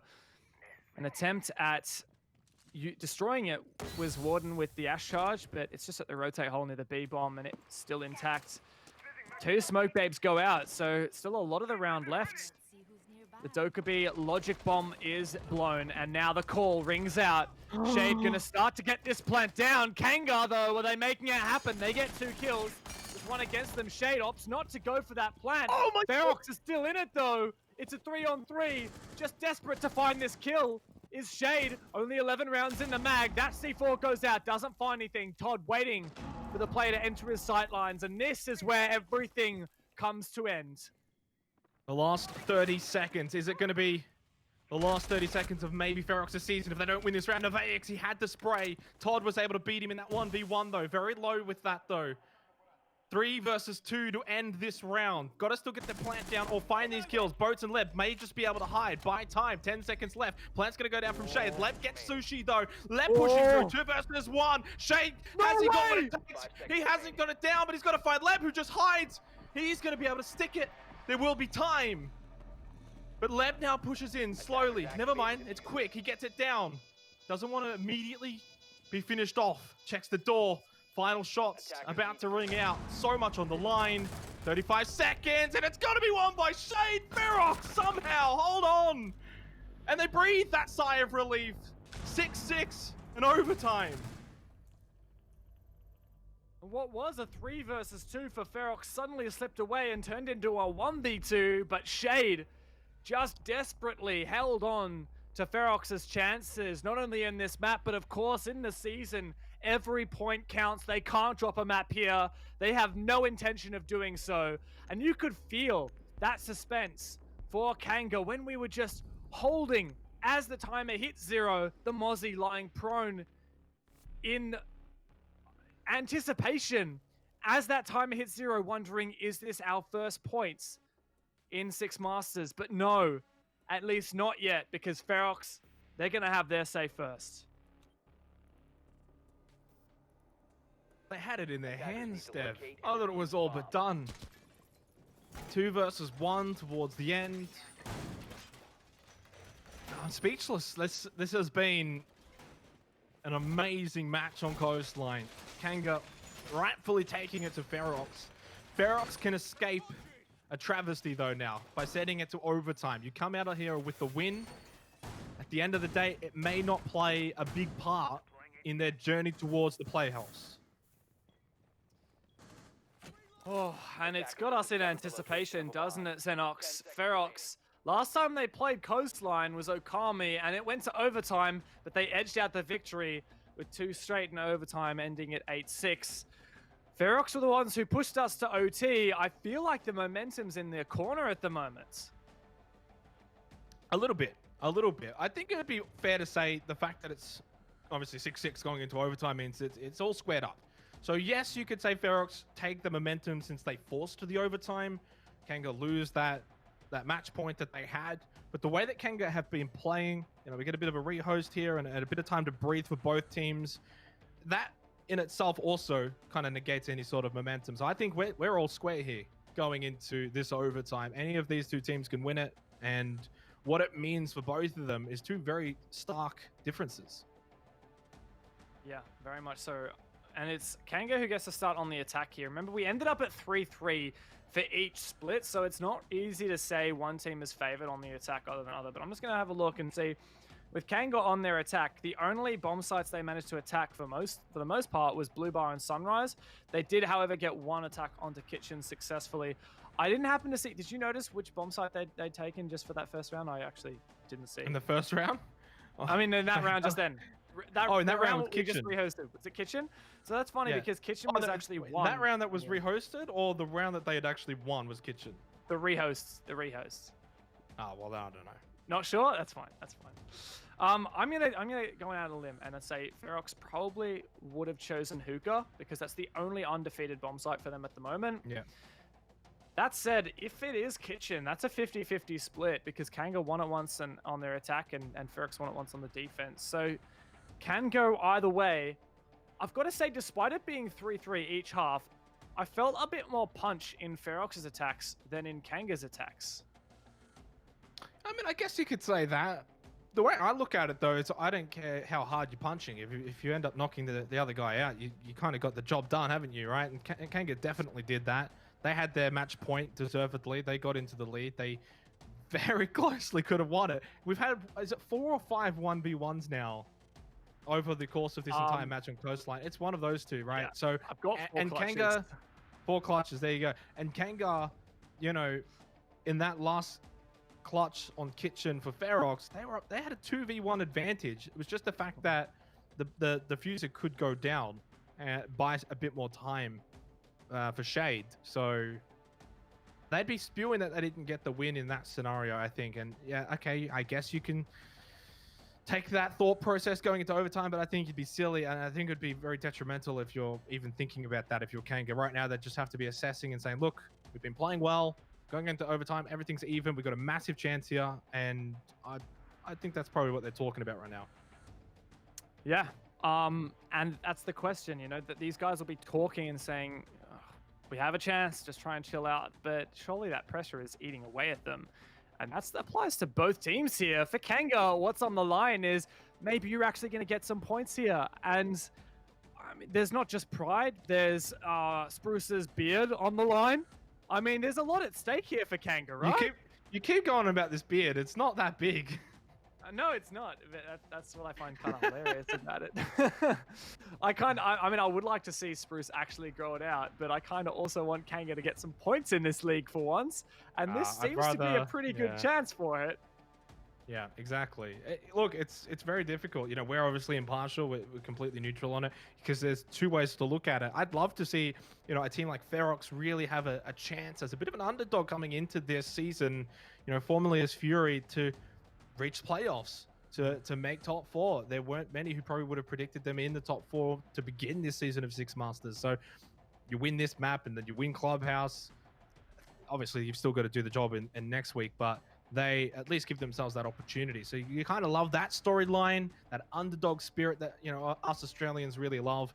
But then the Kanga, it's hard to not want to root for them. It's hard to not say, come on, I want to see these guys get a map. They've deserved it. They've worked really hard. They've had retirement Wayman and Nevaix coming in and making his debut. And yet they're still, throughout all of this, haven't given up. They've continued to persevere. They had a match point. It didn't quite go their way, but now they're into overtime on their map pick of Coastline as we head back in. And you were right. It is Hookah and Billiards for this defense of Ferox. It's the only bomb site Ferox managed to win flawlessly. Won it both times. Also remember on a lot of Kanga's attacks, they just had random wall bangs from outside. In fact, 2 of the rounds that they won, they got an early man advantage just by randomly spraying through a window or a doorway at the start of the round and finding one of the Ferox players cut off in a rotation. Yeah, I don't think that's something that Kanga can rely on here. If the pattern continues, Ferox will send us to match point after this round. But Kanga, we've talked about, the pressure is on for them. For Ferox, we have said these guys are a serious contender for top 4 despite sitting in 7th place. But they need to lock out 6 points against Kanga here to even get an opportunity 10 seconds remaining. to make playoffs. Yeah, and you say 6 points, not just 3. It's a draw is not ideal for Ferox. It's not like, okay, we lost Coastline in a very close one. We'll go over to Clubhouse. We'll win that. Happy days. No, they need They need all 6 points here tonight. And right now, they're on the verge of potentially losing 3 of those 6 points here on Coastline. They forced the overtime, though. That's a start. It's a way forward for Ferox. We mentioned Clubhouse, of course, it's coming up after this, but we both probably believe Ferox should be stronger on Clubhouse. Bomb located by Yeah, I mean, it is their map pick, and we haven't seen great things from Kanga on it, but we haven't seen great things from Kanga on very many maps at all. So, I mean, that summarizes their season. Ferox was smart to get rid of Cafe, which is the only map Kanga has taken to overtime this season, the best they've done. But leaving Coastline in was a bit of a question mark, and clearly Kanga are pretty good on it. As you can see, the result thus far. Still, definitely within spitting distance of taking this map outright is Kanga's map pick. And they're keen for it. So close they can taste it. Pushing in vertically from below. If you recall, Spruce likes to mince up that floor in hookah, flush out these key positions, but it hasn't been successful on the previous attacks. Just under half the round gone. What is the play for Kanga? They have to make a move. Their attack was good. You said they both went 3-3 in their halves. They both did 3 on attack, 3 on defense each. But you did make the point that you didn't feel like they didn't punch as hard on their attack. I disagree. And generally, we're able to get onto site with a lot of time remaining. This has probably been one of their slower pushes. Not much of a surprise in the fact that it's, overtime. It's a bit of a stressful situation. They're not far from the site, but typically was about, I'd say, 40 seconds when Kanga would then start to push onto site. EE1D is going to be used by boats. And as I keep talking about, the minute to go, now they're going to start to push through. Aqua is fully controlled as they look to push on the blue bar, and Sunrise Spruce loses that exchange though to 1 versus 1. It was immediately traded back though by Campo. Fortunately, oh boy, that was extremely close in favor of Campo. Doesn't find anything though. Second EE1D goes out, 40 seconds remaining. Can Led make an impact from this master window, as well as the question boats to file on through? The Leisure Mine goes out. No doubt Sushi knows about that position, but Novax gets him. There's a trade. Novax looking for another one. Campo as well. It's all on Deptra now here. Kanga in a 3 versus 1. Can Deptra deny this plan? He doesn't have the information. C4 goes out and finds absolutely nothing. The plant is on. The retake has to come out for Deptra. He can find 1 kill. It's a 1v2. We've seen clutches like this happen before. Does Deptra have what it takes? 1 versus 2, 30 seconds. Time is not really of the essence, not just yet anyway. He's got to make use of the time that he has. Can't just leap out expecting the repellers in the window. Novax has been clutch so far. 20 seconds. Do you go for a fake? Expect someone to pre-fire it. They're going to have to at some point. They're close, but they expect the fake. They buy their time. Deptra surely doesn't win these. Only 10 more seconds left. He gets pushed away from the bomb site. The only thing he can do now is just get the 1v1. 5 seconds left. Running back is Novax. The new member of Kanga is going to get them the winning round. 7-6. And time was in the end of the essence for Ferox. Kanga, once again, have got a match point in their pocket.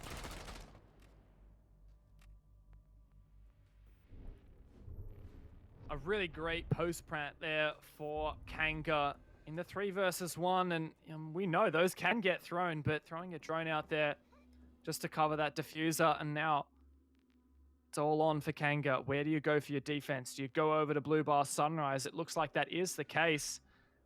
It's the only bomb site that they won flawlessly. That said, we were saying the same thing about Ferox for Hookah, and look how that turned out. We're going to be looking at Ferox now. Switch back onto your attacks. We had some good one. We had some bite.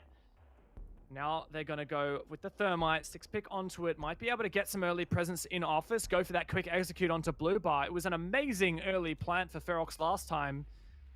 But let's not forget how that ended up for them when Kanga were on for the retake. Anything is still possible here.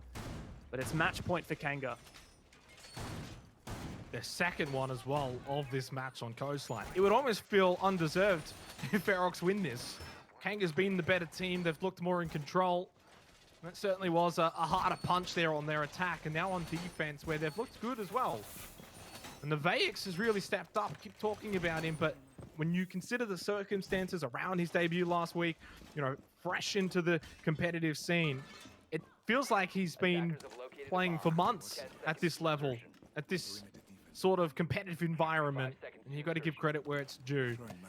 And for Ferox, though, well, you lose this round, and the season could very well be gone with it. And that's why the pressure's on for Ferox. Spruce holding hard inside office this time around, not going to give up that ground for free, as Ferox took last time. And it does appear the attackers have changed their mind. They'll look to go for a Sunrise-centric push. Lots of players there. Spruce opens up the office double door so that he can go for a run out if he so desires. Potential for a Valkyrie camera to be outside. Deptra needs to be on the lookout for those. But where is the push from Ferox? Todd outside near the pool. Looking to potentially hold on to Kitchen. Deptra just to cover this run out on office. Needs to be careful. He is vulnerable.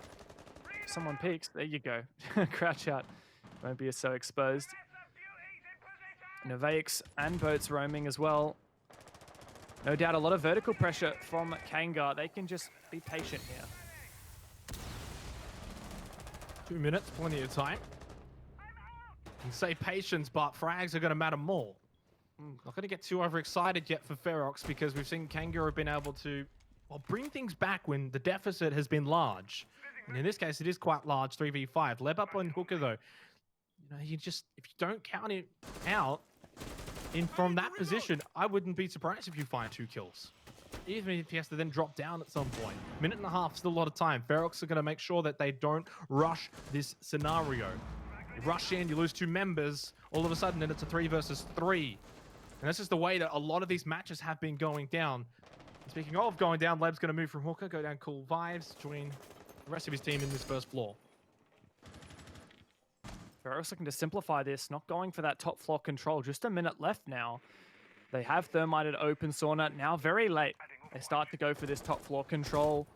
Looks to be a sauna-centric execute. Shade open to all kinds of angles, but that's the man advantage even further now. Kanga just 2 players left and have to hold for 50 seconds. You think now Ferox should be able to win this round, and it sets it all up for what's going to be 7-7. Sushi gets boats. Sushi's gotten 2. Can't find a third. Leb's going to trade it back, but he's got to get 4 more trades after that. Finds one on Cool Vibes. Ooh, all you like. I still don't think he's going to have it done. Prove me wrong, though, Leb. Never mind, he can't. Ferox win the round, and Dev, we go to what is going to be the final round. Whoa.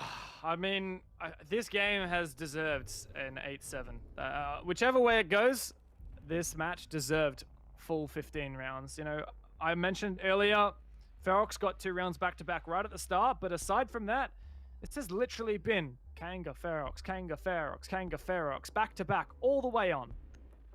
Will that trend continue? If it does, Kanga wins this and takes their first points onto the 6 Masters ladder. They'll be on the attack for this round as Ferox attempts to defend Blue Bar and Sunrise, the only bomb site on their defensive half that they didn't win a single time. I'd say that. Don't jinx it like that. You got me nervous. Just saying. Wait a second. Yeah, no, they didn't win this once. Yeah. Kanga won this both times. Kanga won this bomb site twice. This is a risky and confident play from Ferox. Not going over to Hookah, not going over to Kitchen. Sticking with I can what already they just believe is their best side. I can already just picture you. You got your pen out, writing down. Okay, interview. Why did you pick Blue and Sunrise? Why? Why? And they'll win it. Watch them win it, and you'll still ask the question. Why did they? Look, all I can say right now is you mentioned that 15 rounds is what has been deserved for both of these two teams. I am so nervous for both of these two teams. I'm going to be upset for whoever loses this because, you know, if Ferox lose this, playoffs, probably done. If Kanga lose this, best opportunity to win their first map of the season, probably done. So much on the line. The ramifications are massive for both teams. Different manners. An early pick could be just so detrimental for the morale of the team who does get picked. So if you're Ferox, maybe you play very close to home, or Shade has got other ideas though on the Vigil. And that just might be the trick to get the win here. Expecting Kanga to push in towards Blue and then have the Vigil come in behind them at the last second.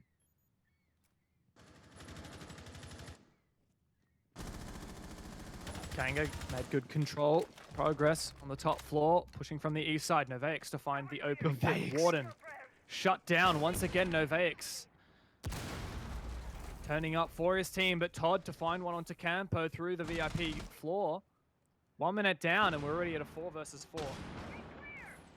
The rookie finds the opening pick. But Todd was fortunately able to find a C4 kill for his own. 4 versus 4. You know how this is going to end, right? It's going to be a 1 versus 1. If it doesn't end in a 1 versus 1, I'll be surprised. It's been that sort of game. It's been that sort of match. It may end up being that sort of series. If Kanga can win this, who knows? Maybe Ferox would be so demoralized that they drop Clubhouse that's to come after this. Both with the EE1D. Has 2 more after this. Of course, a bit of a cooldown between them. Minute and 24 seconds remaining for Kanga. Over towards Cool Vibes. Not sure how much presence they've got over towards Aqua. That's usually, not Aqua, sorry, Blue. That's usually where we're seeing a lot of these pushes come from. Towards Blue. Deptra with the C4. Not sure how many more are available as a team. But in this final minute, 1 more C4 kill could be the difference. He hears him. Goes for it. He's going to throw it out, but he's going to miss. Oh my days. 1 minute left, Dev. Spruce opening up this floor to eliminate those positions being played by Deptra and the rest of the team. Still vulnerable to C4s, but of course that single one missing its target does give him a sigh of relief. 4 versus 4 here for Kanga. No numbers advantage, and this is match point. They have to make this happen. Match point for both teams. Massive opportunity for both teams. 34 seconds left. Who has got the cool nerves? It's the rookie. Novaix coming up huge. Diffuser in hand. He finds the frag onto Shade. He's found them both so far into both Shade and Warden. The Vigil goes down, losing so much of that roam threat now for Ferox too. And any sort of retake is just that little bit harder. 15 seconds remaining. Only 1 more E1D remains. There's a frag back from Sushi though. 3 versus 3 in the final 10 seconds. They're still going to go and get the plant down. Novaix is able to get it down. It's denied. 5 seconds left, denied. Ferox have done it. In the final seconds, they get the win. The GG's come out. Oh, it was so close. And it's so heartbreaking for Kanga. I gotta say, Sushi's having a heart attack right now. And I don't blame him, but a well-deserved MVP. What a game that was. From start to finish, a roller coaster up and down, side to side, with no end in sight. But finally, it's closed out, leaving Ferox in the running still for the playoffs positions. I mean, that's the best game. That's the best match, at least in the last few weeks. At least. I don't care. We'll go with there. I'm going to put it out there. At least for me, Dev. That was intense. The storylines for both teams, everything that was on the line for both teams. Wasn't quite a 1v1 in the end, but it was still so chaotic. The plant denial with about 1 second left from that going down. Whether or not that makes a difference, doesn't matter. It was still something that happened.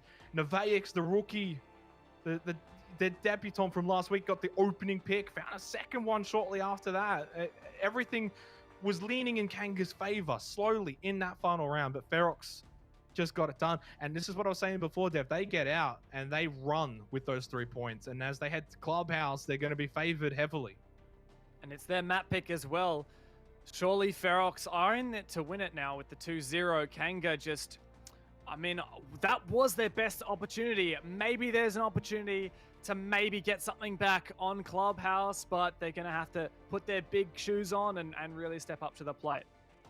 Yeah, they're going to have another crack at it. It's going to be tough. It's on Clubhouse where Ferox are going to feel a bit more comfortable than Coastline. It was an amazing match. Hopefully, the second match will live up to it.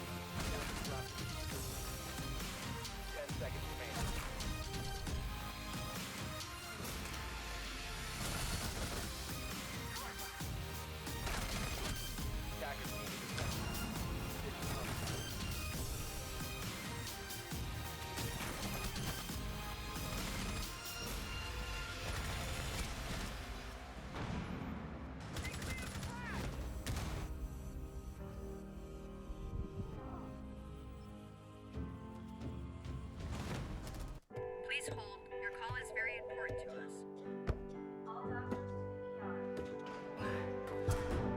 All operators are busy at this time.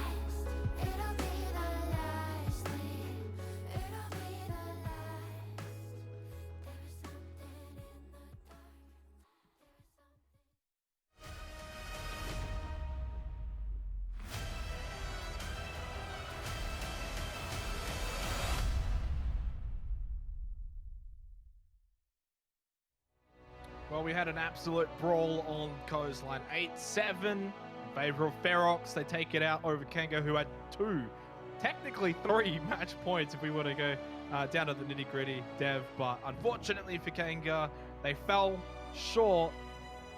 In the end, Ferox win the map. We go to Clubhouse, and they've got the opportunity to 2-0 this series. And if anyone is just jumping in now, like, you need to go back and watch this Coastline game later. That was just something else. I don't have an answer. Like, if you haven't watched it yet, just block your ears so we don't tell you the result, and just click off this. We'll go watch that and then watch this one, because it is just ridiculous. That game was nuts, and hopefully Clubhouse is going to prove to be the same, because I mean, an 8-7 either way, you know that's going to be just insane. But Clubhouse, we're now on Ferox's map pick. Maybe that's going to favor them even more heavily. And they've had some losses recently on it. They lost it at an 8-7 against Akami just 2 series ago. So there's actually some weaknesses explodes for Ferox on this map that maybe Kanga can exploit. Yeah, I agree. I still favor Ferox going into Clubhouse. You can see the poll vote that was polled earlier on this evening, and a lot, very evidently going for Ferox tonight. 60% expecting them to win 2-0. Well, that's still a very real possibility going into Clubhouse. But the one thing we haven't spoken too much about is also this round differential. Because it was only an 8-7 rather than, say, like a 7-2, for example. They don't quite get as many points there for Team Ferox. I don't think that they're caring too much about that, though, as we head into Clubhouse. They're happy to have just gotten the win on Coastline. They've escaped very hurriedly over to Clubhouse. Kanga have followed them, who are still aiming to steal a map. They're going to have to do it on Ferox's home turf, though. Only 3 more maps left as an opportunity for Kanga to steal away a map win. It's here on Ferox's map pick or next week against LFO, but surely you want to get it done here.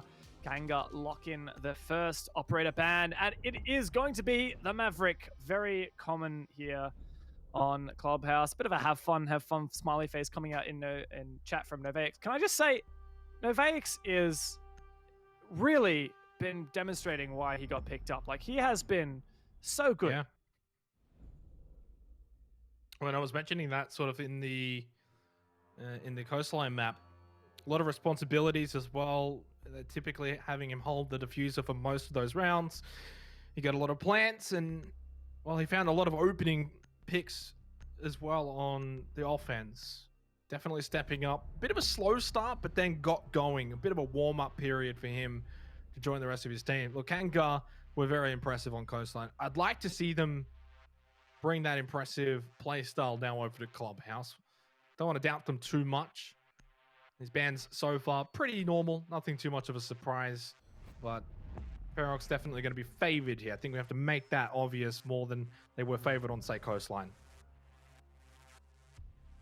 Although we are really looking at kind of a polarly opposite map here on Clubhouse to Coastline. Coastline, very small, claustrophobic, not a lot of opportunity to really just solid anchor because the map is so small. You have to really just roam, whereas Clubhouse, it's a very a map where you really can just anchor, and it comes down to a lot of those utility battles, especially with that Maverick and the Thatcher gone.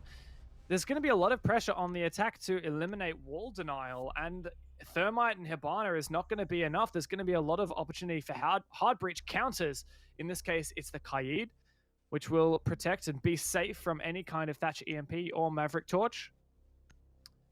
We'll see how Ferox decide to deal with that as we progress in. A couple of 6-picks coming out. We talked about how the 6-pick doesn't always get utilized, but it does twofold in this particular round. As for Ferox on the attack, they bring out the Ying. I know Shade quite prolific on the operator, but it's not an operator we've actually seen a lot of in the season so far. No, we haven't.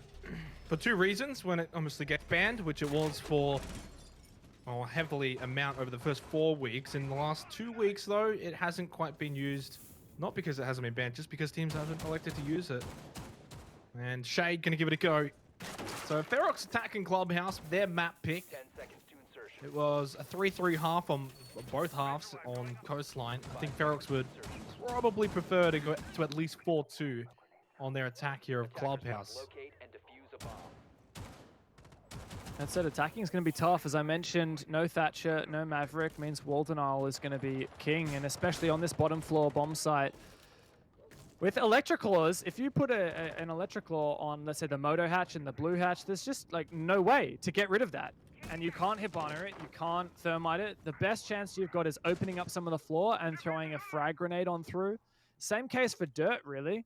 You could protect Dirt quite easily as well using the Electroclaws. It looks like there are actually none yet on the hatches, which is really surprising to me. I wonder where the boats is primarily. Yeah, he's got both of them in his pocket. He's going to do it late. Come and chuck it up. Oh, he might actually catch some Hibana pellets. He is. They're going to get zapped. Good night. See you later. I love that. That's already one set of X-Kairos from Warden eliminated.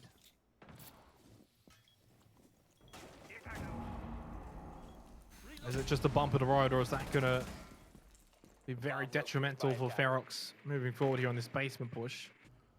I expect a lot of the more successful attacks from Ferox to take place up on the second floor, more so than down here in the basement, which Church and Arsenal can usually be very difficult to take for the attackers. As you said, without the Maverick as well, going to make things difficult. But utilizing both the Hibana and Thermite, you think Ferox really have all the tools necessary, as long as they play this well, to get the job done. There's some good openings made so far for Ferox. Is Toad going to use his second nade here to try to get rid of the Electroclaw on the Moto hatch? Maybe in just a moment. That nade's going to come out, or is he just watching the flank? Is that all he's doing? Really? Okay. Not going to try and use the nade to clear out the Electroclaw. I'm surprised that Warden was actually able to pop that main hatch in kitchen as easily as he did. There was really no contest. Ooh, but here's a drop down. The Ying Candelas come through. Shade pushes on fourth and gonna take out the Legion of Campo. Gets concussed, stunned out by the Sonic Burst from the Yokai, and there's a trade here. 2 versus 3 as Warden gets the diffuser down. 2 versus 2 now. This retake is very much possible for Nevaix. Is it though? Lab's going to be injured. Nevaix able to get Water now in a 1 versus 1 against Sushi, who, if he knows and has this location, it is opened up. Or smart from Nevaix. 2 kills so far in the round. A triple kill would get the round win for Kanga. Even smarter to go for the revival into Lab. Now 2 versus 1 rather than the 1 versus 1. Sushi still has prime pole position though, but now there's at least someone who can trade at the very least. Does he go for the hatch? Is he expecting someone to push up? Now he knows there's 2 up. Either way, he has to stick his plan, and especially while time is being wasted. Drops down with the pistol. Sushi's well played, not going to be able to defuse this one. Ferox win the round. What a way to do it as well. Oh, Sushi, a bit of BM at the end there too. He knew that with 7 seconds on the timer, there was no chance that even if he died, that was going to get disabled. So, a nice job there. And what was that, a 2 versus 4? For the attacks, I think almost everyone died just trying to get that plant down. It goes to show the power of that Ying was the real enabler for Ferox there, taking almost no map control, or rather opening almost no avenues onto the bomb site, not even opening up the Moto hatch, the blue hatch, no one pushing from blue, just one guy in dirt, and everyone else just trying to drop down kitchen hatch. And hey, it worked.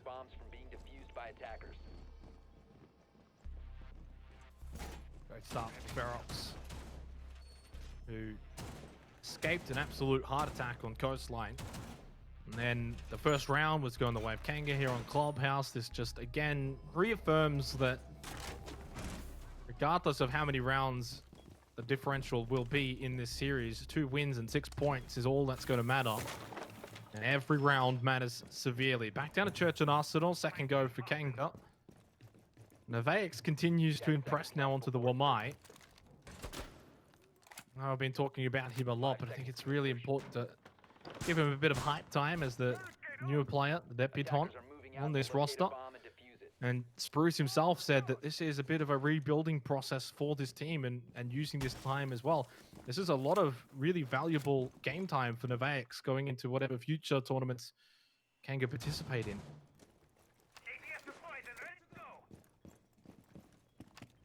We'll say it's not a good sign that Kanga lose their first defense, especially with that Maverick and Thatcher ban in combination. I feel like it does favor Ferox, especially with their tendency to use the Ying. You can get around not being able to force that utility onto the hatches and such by just brute forcing the issue using the Candelas, which is exactly what we saw in the previous round. But despite that, Kanga will reattempt Church and Arsenal. Bomb located by attackers. Cabana pellets X-Kairos on the kitchen hatch, but I believe the impact grenade is successful in denying. I didn't quite get an eye on there. Nope, okay, the X-Kairos somehow detonated anyway, so a failed impact trick from Campo. And Ferox has already made great progress, and without wasting too much utility for it as well.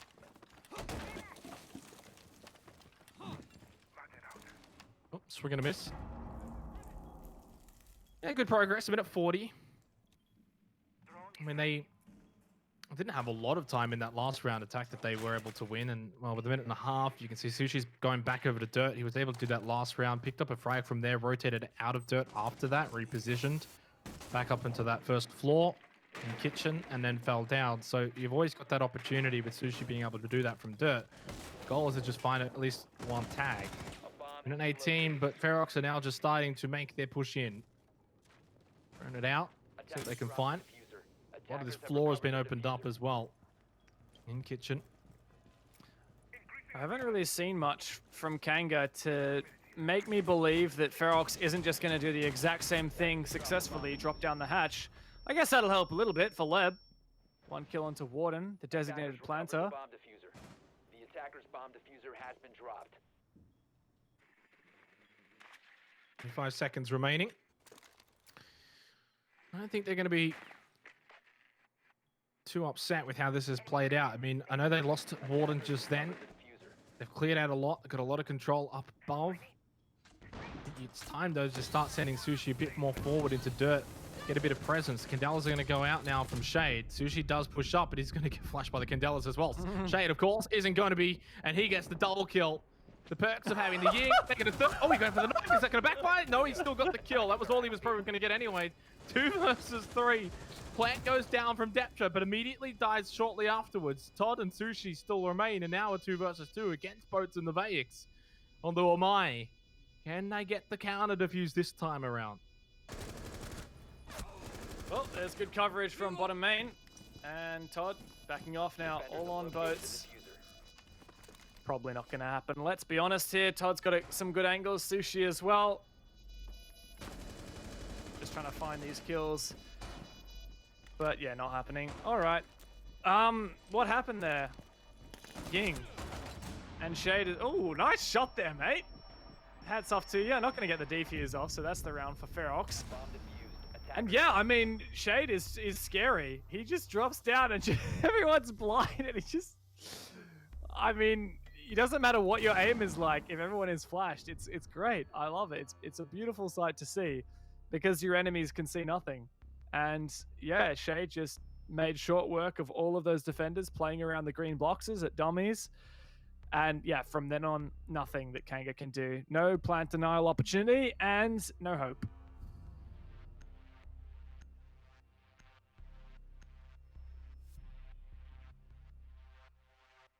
Look, there's a reason why Ying had been receiving a lot of the bans, Dev, and I think Shade's kind of putting on the display why. As you mentioned, you can drop down and, well, you basically just got sitting targets. I'm not sure if Ferox want to win every round like that manner.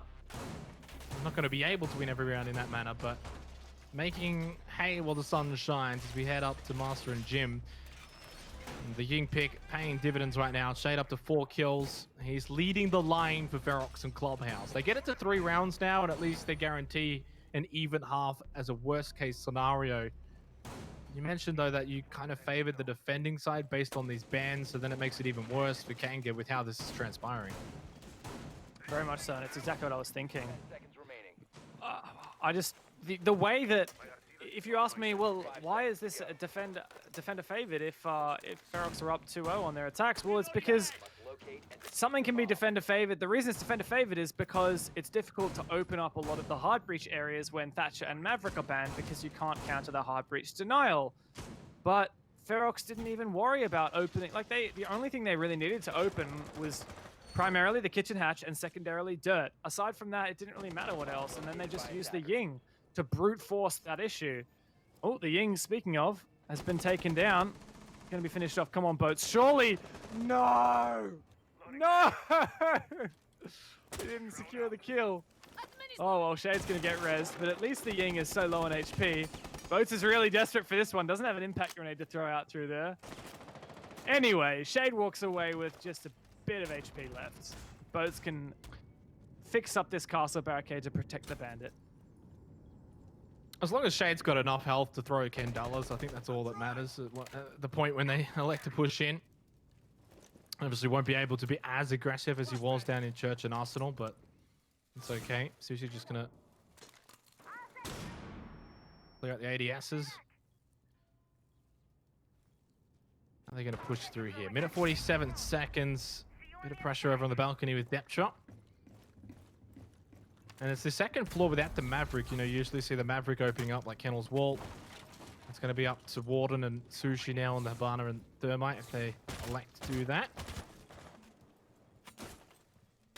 Attackers have located the bomb. Oh, that's a nade.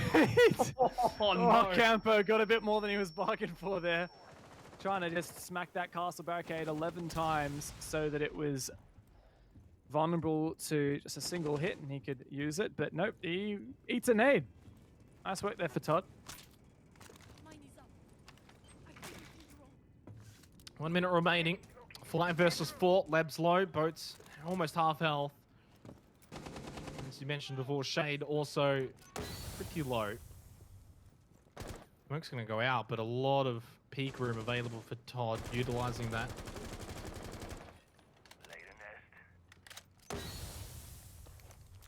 Does have one frag grenade left to throw over into this wall that he opened up, and it's successful.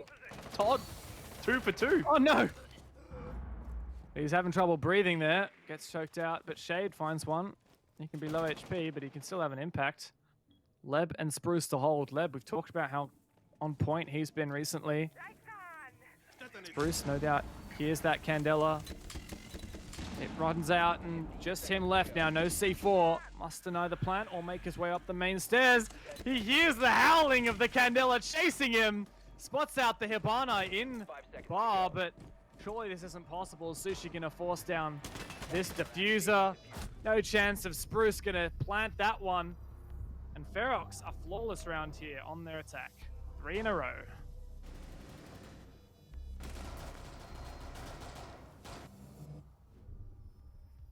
Flawless round, and so far Clubhouse has been flawless as a whole. 3 rounds in. There's been a bit of mess down in basement, which looks like where we're going to head again at Church and Arsenal for a third attempt to now.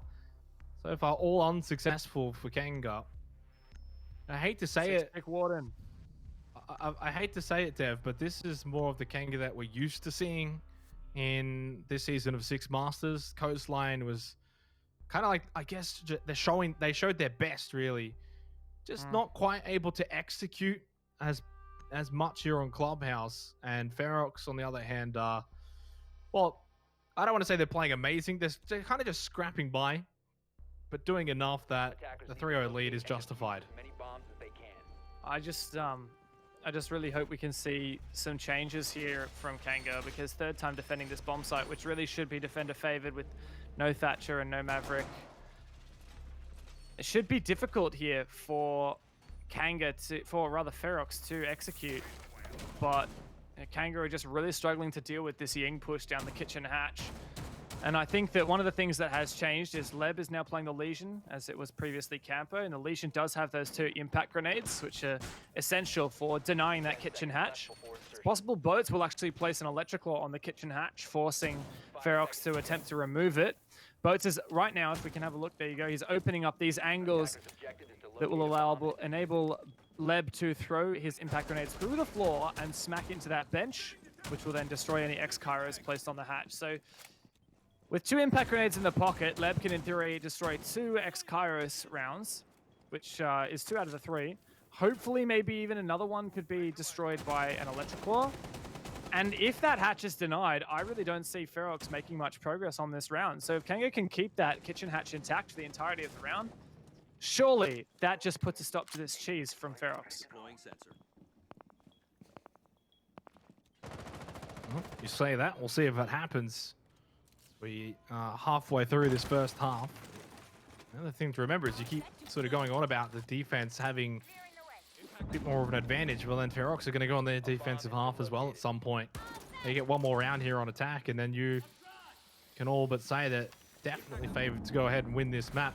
The other thing as well is a 7-0 here for Ferox could be the difference between 4th and 5th, depending on round differential. It's a long way away from happening and not something that they're probably thinking about, but it is true. Spruce on the pulse does find 2 targets above him, which is not a surprise, but the C4 is going to be placed. Unfortunately, isn't able to find the target. And remember that kitchen hatch is still intact. Oh, what was that? Not sure what happened there. Kitchen hatch is still intact. There should be 1 set of X-Kairos left for Warden, but there's no more impact grenades for Leb. Just a single pellet detonated, which isn't enough to actually break the hatch. You need 3. The Warden's going to give this another shot in a minute, but he needs to worry about Spruce down below.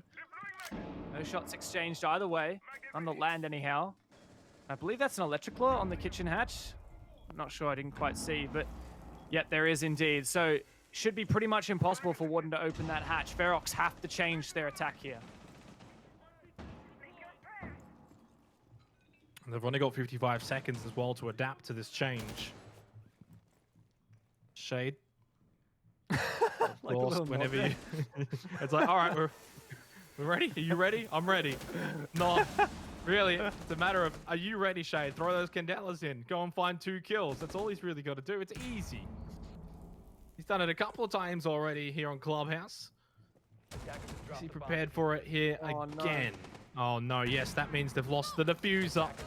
Well, it's time for Shay to make a play here with Candela. Throws one in. Boats found another one. Leb gets Todd as well. No, Candela's he you can ran throw in the middle. past You're him. like, he ran past one. Gets it off on the boats. May still come back for what he left behind. He gets Campo. The one he left behind is the one that meets his demise. Oh, a strange round. Kanga get a win. They're on the board here on Clubhouse. This is so enjoyable. This is just crazy every single round. What is this? This game just plays out so strangely on Clubhouse when you have both Thatcher and Maverick banned and Ying is being abused to its full effect. I love it. And yeah, so many unfortunate mishaps there. I'm like, it was not only the fact that I think it was Leb playing the Kaid. Not only did he manage to get Sushi, who was playing Thermite, but also managed to get the second player who fell on through there. And then Shade ran right past the guy who was playing on the church wall. I mean, that was, one little swipe of the mouse from Shade to check that left corner. It was one swipe of the mouse away from being a Ferox round there. Attackers need to locate and defuse as many bombs as they can. We go to CCTV and Cash for the first time. Fifth round in on Clubhouse. Does this turn the tides for you and Kanga, and your thoughts on how they're sort of progressing here on Clubhouse? Do they have to got, 3 rounds for you to be confident for them, or is 2 enough? I sense probably 2 is not enough. I think they've got to at least halve it up here on Clubhouse. Yeah, I mean, if you gave me this ban phase and you said, how many defenses should you be winning? I would be saying 4, maybe 5. And Kanga, maximum they can do is 3. So not a great look. And I'm not just trying to harp on Kanga. I firmly believe that this Thatcher and Maverick ban is just very difficult to deal with. Attackers are heading out to defuse the bomb. Ferox weren't, perfect at it, but it also relies on the attackers abusing it. And I think this is a great example from what Campo is doing right now. That first electric claw on the left side, there's just no way you can destroy that. Unless if you maybe throw a grenade in through the drone hole, but of course you have the ADS there to protect it. There's just no way that you can destroy that electrical from below, from above, from any other direction unless you're at the top of red stairs, which the attackers will never be able to get to. And that second electrical through the floor, I don't believe that it can be shot from lounge. I might be wrong on that one, but it'll be very difficult nonetheless. So Ferox, surely we'll see something crazy from them. Looks like maybe a construction side push, not potentially going for that main kennels wall, as Ferox begin to mount on the master side. Problem is, if you don't have pressure on that kennel's wall, and then it just takes away one less avenue of attack in. We've seen time and time again teams pushing through construction. Can you get control of garage? And then you've got Kennel's wall. Garage is tough because typically you'll have a player up in rafters. After just having a cheeky peek. You found one, but getting behind the counter from Cash. Not sure exactly who it is, didn't quite see in time, but oh, it just gets completely demolished by Spruce though. Attackers dropped the diffuser.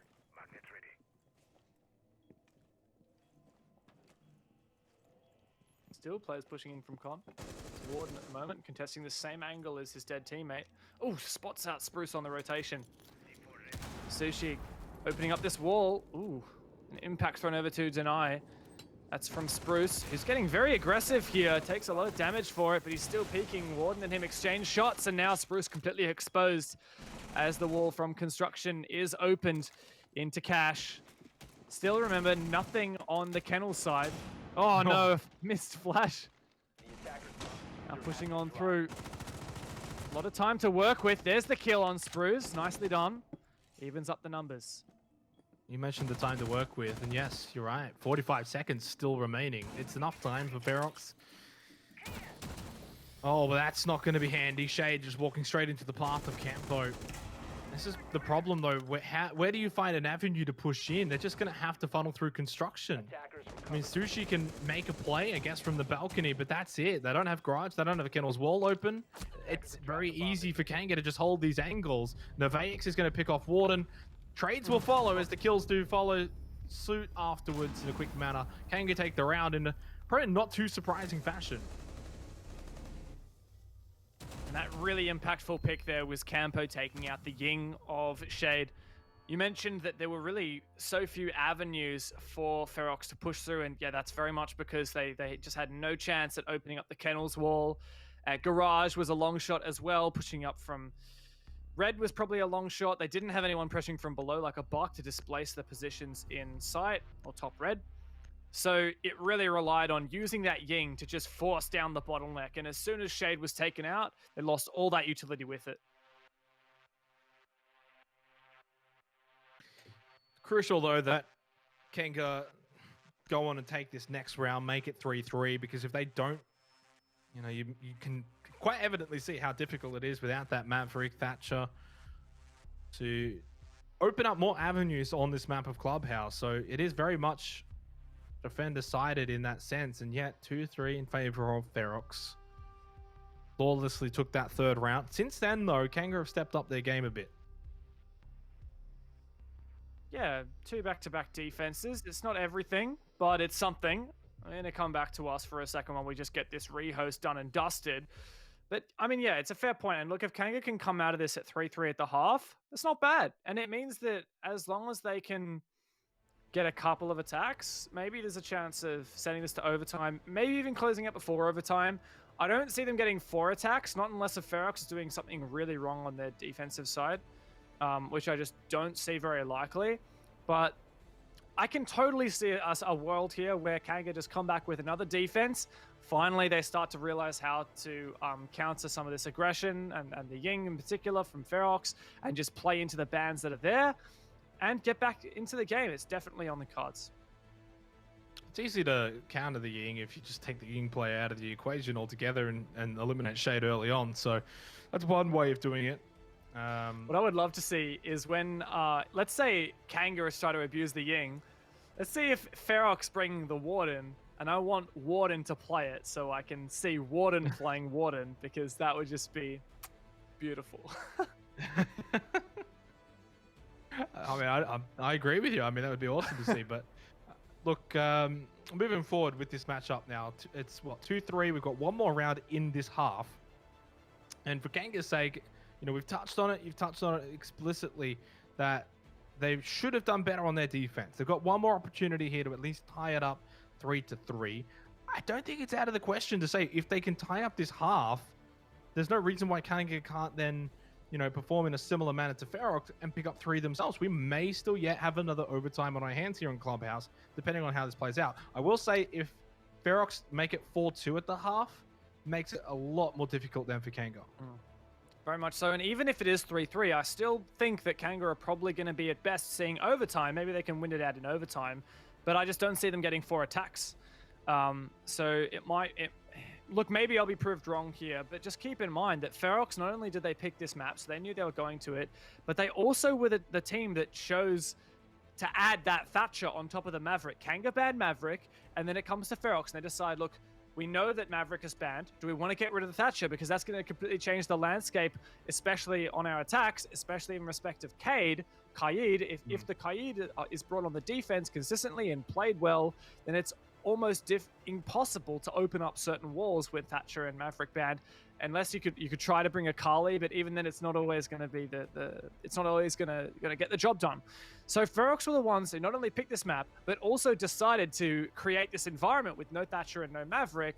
So they're the ones who are going to be, in theory, better prepared to deal with it. And they did have a cheese strat. I mean, I don't really like using the word cheese, but it's just like an unorthodox brute force strategy of the Ying, and it was working against Kanga until it wasn't. So they, in theory, should be just much better prepared to deal with this environment than Kanga should be. So I got Ying on the brain. Yeah, Ying's on the mind right now. I think it's because we haven't really seen much of her in really this season of Six Masters, and we're probably seeing her put to use the most here in this matchup than what we've seen in recent times. It's almost like how I had Mira on the brain. I think it was last night. Because she'd been banned 13 times in a row, and she wasn't banned that one match, and I was like thinking she was banned when I was talking. No, she didn't, because they ran the Goyo instead. But yeah, so for Kanga, big opportunity. I keep saying it. They had their opportunities on Coastline. That didn't work for them, but they win this round. At least they tie up the half. They know what happened last time on Coastline when they tied up the half. They were able to then send it all the way to overtime. Ferox started strong. You win 2 in a row. That's cool. But you win 3 in a row. That puts a bit of doubt into the minds of Ferox as well. Yeah, if Ferox do let this next one slip, then sure, there's going to be a bit of doubt there. Maybe a bit of hesitation going into their defenses, which is where Ferox should be more comfortable here, like I've been hammering on about. But if there is that doubt and they're a little bit less comfortable, maybe they're going to be a bit more susceptible to some crazy stuff coming out from Kanga to get around these weird bans. Maybe Ferox, if they're a bit on the back foot, they'll just make some silly mistakes, won't take advantage of these operator bans as they are present. So there's definitely an opportunity here if Kanga can close this one out. If they don't, that's just going to be a huge task going into the second half on the attack, winning 4 attacks. And I don't really know if Kanga have like as prolific a Ying player as Ferox do with Shade. We've seen him before. He loves it. He froths it. So Kanga, without that, they're going to have to figure out something else. Funnily enough, just touching on that Ying again for Shade, he's played it every single round so far, 5 rounds in a row. That said, just before we had the rehearse, we got a peek in and saw the operator select phase. He picked the Ying again, no one's surprised, and then he 6-picked onto the Ash. Maybe there's something there. Maybe we're actually going to see a little bit of a change, and the Ying won't get picked. Maybe. Could also be reading too much into it. Could be something that they want to just try something a bit different going into this, last attack for them in this half. They've got a little bit of time now because of this rehost to also maybe plan it out, maybe change their mind, and maybe change their game plan as well going into this final attack. Since you've got one more, you can do things a little bit more unorthodox when it's that last round and just try and surprise rather than play the usual style. What's been interesting for me is that, the fact that there's no Maverick, no Thatcher, and yet those 2 basement sides were able to get taken, I wouldn't say comfortably, certainly not with ease, but the fact that Ferox was able to get them twice, and it wasn't until we headed up to that second floor that we saw success for Kanga, which is probably where you're going to see a bit more of the use out of the Maverick as well, which is interesting how that plays out and the difference between the 2 sites. So we'll see if that trend continues when we switch sides. Eager to see whether or not Ferox has trouble, say with basement, but is fine up on that second floor. I would have thought it would have been maybe the other way around. I mean, basement's hard enough as it is, but that second floor, typically we see Maverick is usually always going to be opening up that Kennel's wall. That's not a case here. As you mentioned, it's not going to be possible on the Habana and Thermite.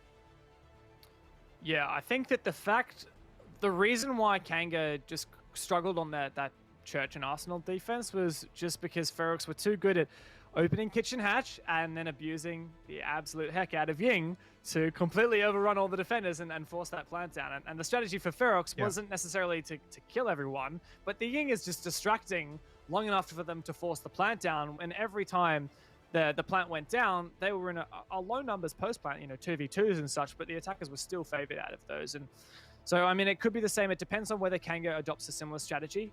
There's not really any other way you can do it other than with a Ying on that kind of rush, but you could adopt a completely different strategy. You could do the more methodical take, try and actually remove some of the electroclaws, let's say on the moto hatch using grenades or such, and do a more like stereotypical take.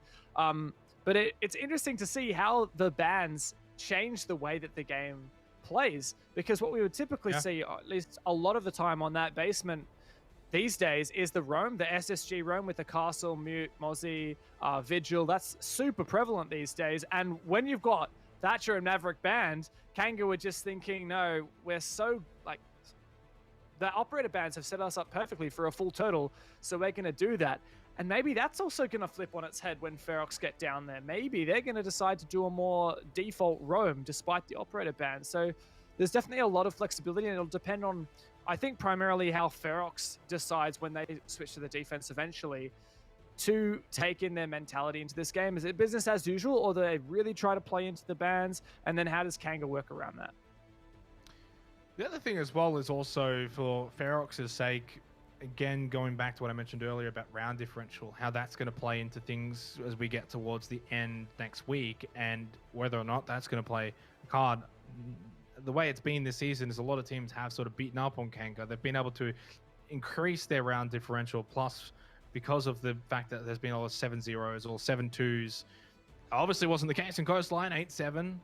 But here on Clubhouse, I thought maybe coming into it, especially the fact that it was 3-0, Ferox might have had an opportunity to get a bit of that round differential go their way here in this match. It may not be the case, and it may just be another scenario where they just honestly would be happy to just get the 3 points here on Clubhouse and vacate. But then it stems to the question, Ferox have got Sinister next week, and right now they've really been put to the sword from Kanga, the team that's 0-10, the team that has struggled week in, week out this season. They've got new debutant. It's been a rebuilding season. Is Ferox a team that's really going to be able to compete for top 4 if they can't get past the team that's in 8? Even if they do get past them like they did on Coastline, it's not in a convincing manner. Yeah, it's a great point. Coastline was definitely anything but a landslide for Ferox, so you make a good point. It's not just that they're going to have to dispatch with Kanga in a 2-0 here, but then Sinister next week. That's not the only game Ferox have remaining. I'm just going to double check. It's also LFO. So I think Ferox would be banking on the 2-0 here, hopefully the 2-0 against LFO, and then that puts them with a chance at making top 4. Against Sinister, I think obviously we're a bit more skeptical about Ferox's chances, but hey, it's possible. In the past, those two teams have been very competitive with each other. That said, last time Sinister played Ferox, it was Sinister who edged away a 7-5, 7-5 victory. That was back in March for the Pro League. So, look, there is a bit of movement there. I think for Ferox, like you're saying, the stakes really are that if you want to make playoffs, you need to do away with Kanga, you need to do away with LFO, and maybe if you can take a map off of Sinister, that'll be on your side as well. Yeah, exactly, right? I think that's sort of the game plan they probably had. 2-0 Kanga, at the very least draw with Sinister, and then 2-0 LFO, and see if that's then enough to get you into that top 4 position for placement. That would put them at around 24 points from just the very quickest of quick maths, which may be enough. And a lot of that then comes down to also how teams like Akami and LFO themselves perform too at the end of next week, right? Since this is, of course, the last game for this week. So Ferox have got games in hand. They're still, like the other teams that are also going to have games in hand, LFO themselves, Akami, and Wildcard. Wildcard's is a bit of a non-factor in that regard. But for Akami, LFO, and Ferox, I mean, I'm putting my stake to the claim here. But one of those teams, or maybe even 2 of those teams, I should say. Actually, yeah, I'm going to go ahead and say 2 of those teams are going to make top 4, joining Sinister and Wildcard Gaming. So, and by me saying that means I think Knights and Elevate won't make it. My reason for that is because Knights have got Wildcard next week, and they're only sitting on 18 points. And it seems like 24 points might be the ballpark figure needed to make top 4. So that's sort of where I'm at there as we continue to hopefully not too much longer wait through this rehost. You reckon 24 points is the ballpark for getting top 4? Because that's currently where we see Sinister sitting at the moment on the 24. And I mean, I'm actually just on Wikipedia right now. It says Wildcard are on 24 as well, but I don't think that actually factored in tonight's games. Oh, it's got the first of tonight's games, but not the second one. So what we would have Wildcard on 27, Sinister on 24, Okami currently 21. You reckon 24 is the standard you need to get into the playoffs? Well, I said it's around the ballpark figure, right? It might not be that exact number. It might not be that exact number as we have a look at the standings while we Thank you, push production. through this rehost. Yeah, this is perfect. Lovely. Best production team in the world. So that just sort of, I guess, relays that. Team Ferox, by the way, I've got to say, have jumped out of the bottom too. So that's, and from there onwards, they will actually jump above Elevate if they win this Clubhouse because of the round differential. They haven't got the round differential compared to the top 4, but if you beat Okami, it's not going to matter. So I'm just trying to figure out the round differential of all this. So Knights have played Ferox, right? I'm just trying to scroll through and find that game. Yeah. So yeah, you're right. No, they have the round differential against Knights as well, according to my stats, because it was a 7-4 and then a 7-3. So Ferox actually have one more round against Knights. So they've got the head-to-head against Knights. They don't have the head-to-head against LFO because that game's yet to happen. And they've played Okami as well, and they don't have the head-to-head. Actually, they have the head-to-head against Okami as well. What is this? Xenox, my dude. Ferox actually has it. I'm just saying, bro. Ferox has the head-to-head. They have one more, because how it works, guys, for those who don't know, we have a tiebreaker system. So when teams are on the same number of points, there's several factors that then get there's a hierarchy of factors. So it's like, okay, if teams are on the same number of points, then check this, who wins that tiebreaker. If that's even, then check this, etc., etc. And basically what you need to know is that when the two teams played each other, who won more rounds in that series? Not just who won more maps, but who won more rounds. So for example, when we go against Ferox and Knights, that was a 7-4 to Knights and a 7-3 to Ferox, which means in total, Ferox won 11 rounds in the series and Knights only won 10. So Ferox win the head-to-head, and they do the same against Okami. So that means if Ferox end up with 18 points or 21 points in that same kind of vein as Okami or Knights, it's totally possible that Ferox steals ahead. And I'm starting to think that because of that, and because of the fact that Ferox have not only this game right now where they can get points, but also a series against LFO and a series against Sinister, it's totally possible that they could end up in that top 4 as long as they lock this out against Kanga.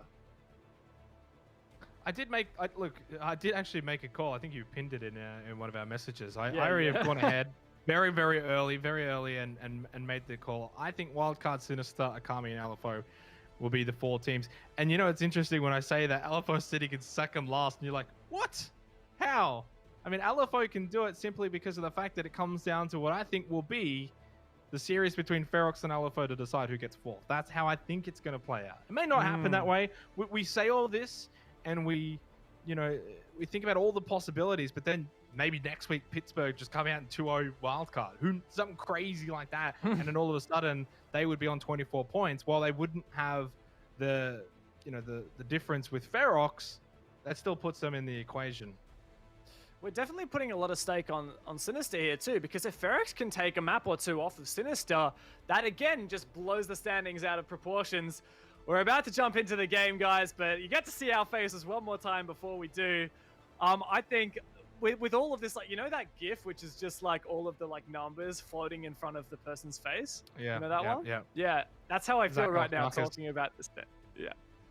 That's how I feel talking about standings right now. And I'm not just saying this because it's, fun and hype, but Ferox in third last place still have a chance at making top 4. LFO in second last place still have a chance at making top 4. We have 7 teams and 3 of them aren't going to make it, but 4 of them definitely are. And any 7, it could be any combination.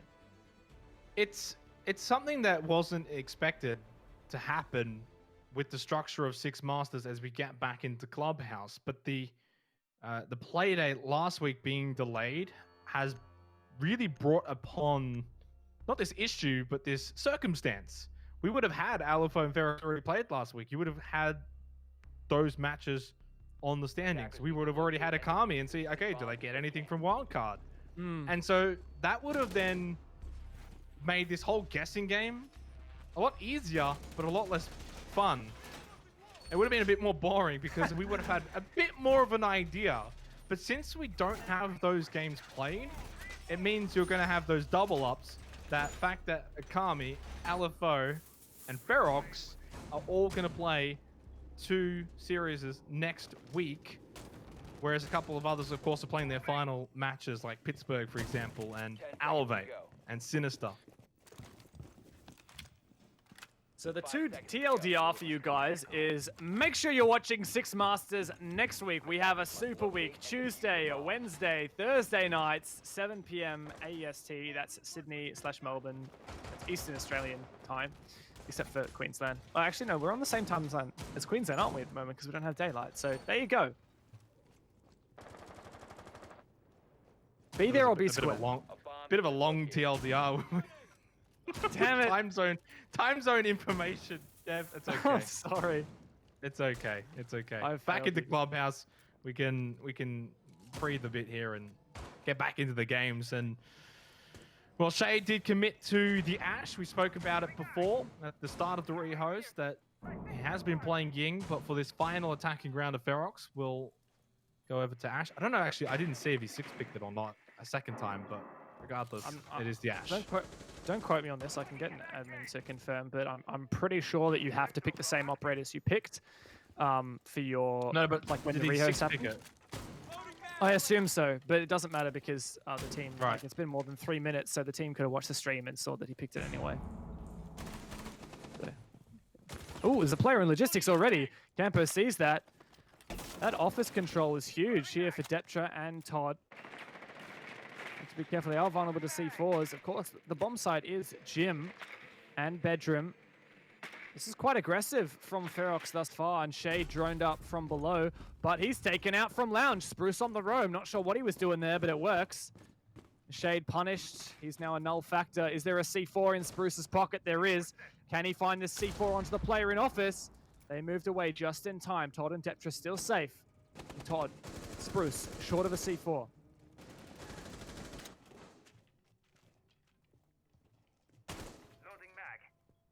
Well, still with 2 impact grenades, he was able to be precise with them in one of the previous rounds. Spruce has found a second one, this time onto Sushi.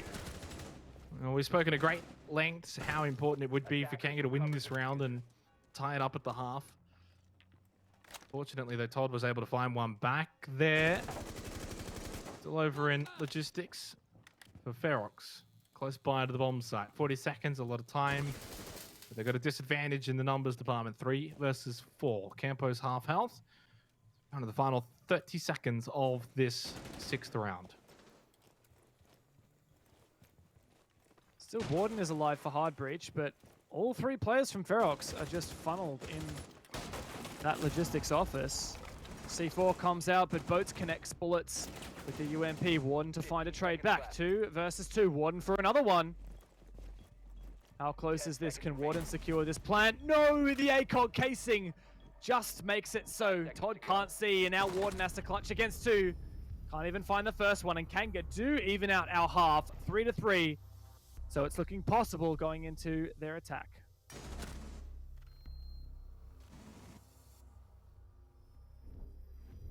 And just like Coastline, the first half all tied up at 3-3. Will we have another similar second half as well and another 3-3? About to find out. Although Dev doesn't believe in the Kanga train. He thinks that ship has sailed. Doesn't suspect that they'll be able to get 4 attacking round wins. The interesting thing, though, is now that we switch halves, 3-3, mentioned before that you think that the defense is at an advantage here for Ferox. Well, this is their time to show that. If they lose, say, one of the first opening 2 rounds, a lot of pressure then on their shoulders. And everything that happened then on Coastline may be for naught. Kanga might still get this map win, and Ferox may still lose their chance of playoffs. That's true. There's definitely a possibility here for Kanga. Mind you, a lot of work to be done. I've just been harping on all game about the Maverick bans and the Thatcher bans, but really does enable the Qaid, which Detra is playing, to deny so many opportunities, so many walls. So I just don't see it happening here. But Kanga, of course, look, it's on them. They will have to deal with not only that heavy anchor of Ferox, but also Sushi, who's going potentially for a bit of a spawn peek. No, just looking for drones at the moment. He's actually going to run outside just to look for more. And on the Vigil, using his ability to hide from those drones, Kanga will have to be ever so cautious. Even when Sushi's on the bottom floor, while he has his gadget activated, it's very difficult for Kanga to figure out what floor he's on, because the radius of that gadget is a sphere, not just a circle, so it works vertically as well as laterally. Church and Arsenal for Kanga's defense. I can't recall, but I'm pretty sure they never won a round defensively down to the basement. I may be wrong. Definitely didn't win the first couple. Yeah, they won one at the end, but the first two attempts at it went into the favor of Ferox. Nice roam. As Campo is going to be spotted. Yeah, I don't really know how that first pick came out so easily, but Warden just gets a freebie. It's a bit less utility there on the board for Kanga. And of course, a man down. Campo's going to have to sit on drones. Leb taking that control, just keeping an eye out. Wants to see where that Vigil is as well. Of course, you can detect Vigil using that electronic scanner from IQ. Droning up. Vigil on site here, but using his ability. And that'll give a little notification to any drones in the area. Make them unaware of his position, make them think maybe he's upstairs. But I think Kanga have figured this out. A nade's likely going to come out here to destroy that electric claw. Surely that's it from Spruce. Clearing out the ADSs. Is this going to work? Nope, it missed. Oh. And the electric claw is still there.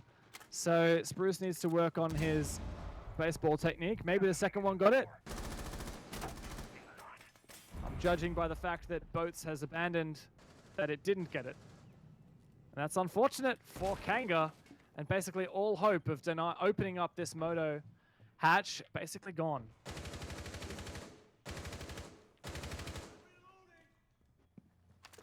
"45 seconds as well. A lot of time wasted trying to get rid of that electric claw. And in the end, for nothing. No real result coming from that. Now they're going to have to change their plan of attack. And can push through dirt, try and so on. At least get a different avenue of attack. It's very one-dimensional. Doesn't clear the smoke in time. Able to be detonated quickly by Shade before losing it. Spruce might send two now through here for Kanga. Shade is waiting very close by though here in dirt. Throws out another smoke. So much time just pushing through. No chance really to flawless round for Ferox as they open up their defense. Not even a look in for Kanga there. No chance at opening any of those hatches. No chance filing in through dirt. Ferox had all of their bases covered. Kanga just had absolutely no answer. And the bomb site that they failed to defend 2 rounds in a row before finally getting one on their third attempts. Well, Ferox get a hole in one.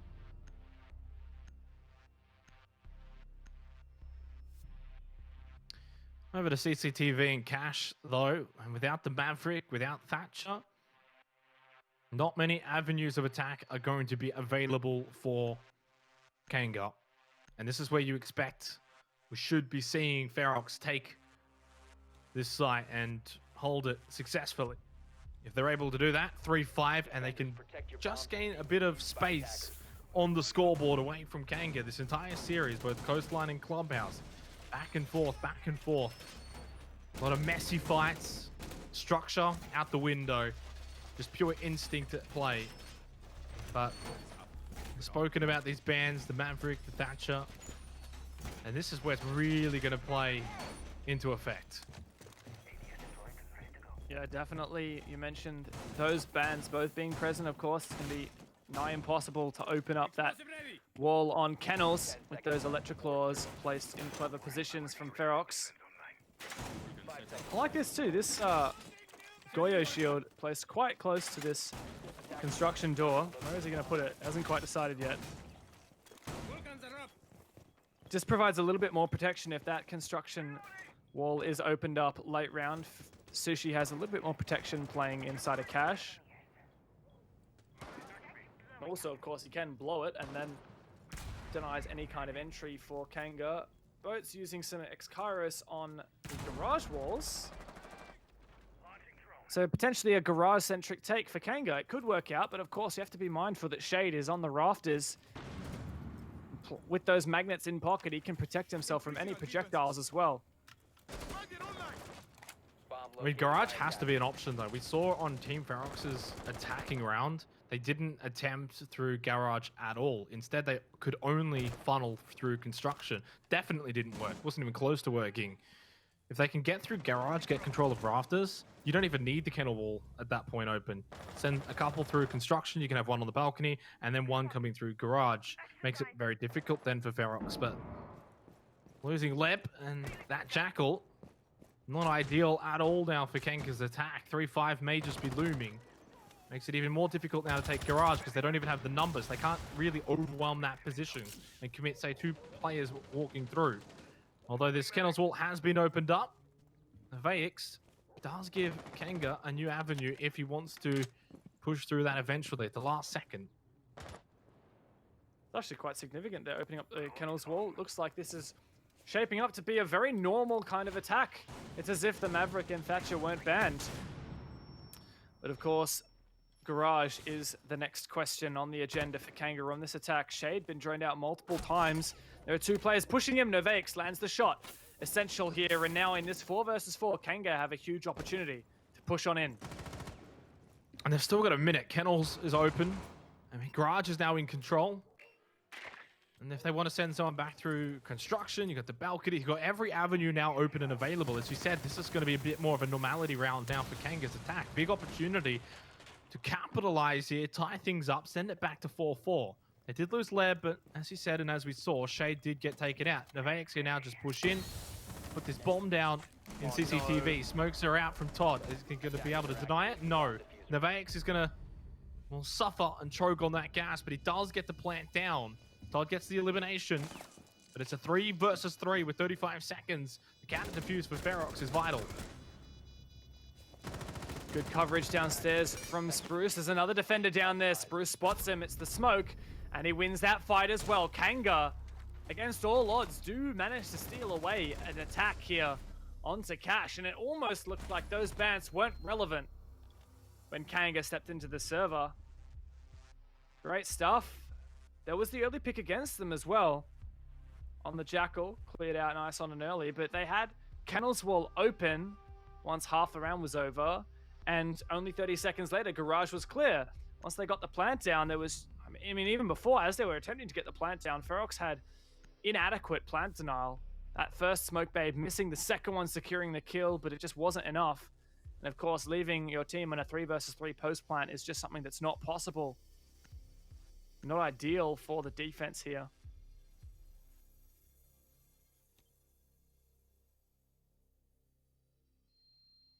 Defenders, protect your bombs from being So defused Jim by and attackers. master bedroom. Not going very far is Ferox, still on the 2nd floor. Can Kanga find a lead here on Clubhouse? The tune is now shifting. And was 1K's thought to be a very Ferox-sided map. It's now been 4-1 in the last 5 rounds depth. Kanga have been able to bring what they had on Coastline over the Clubhouse, continue to extend this series and keep us all guessing. Will they pick up their first map win? 0-11 at the moment. Will it be 0-12 or 1-11? The 4-4 is actually looking pretty good, mind you. Ferox still on that defense. I have no doubts that if Ferox reattempted that cash defense, cash and CCTV, they could win it. But not yet. They're just going to keep on moving on. As Kanga begin to get some early pressure in through garage, is to be very wary of that oil pit presence from Deptra. That said, if Deptra's droned out, he's a freebie. Doesn't seem like Campo is very cautious of this position, however. Mostly distracted by Warden, who's found the 2 opening picks 2 rounds in a row. Biner pellets ringing out as well. Not sure where that Xcaris was placed. In garage, in fact, looking into CCTV. So far, Deptra, no presence, no pressure.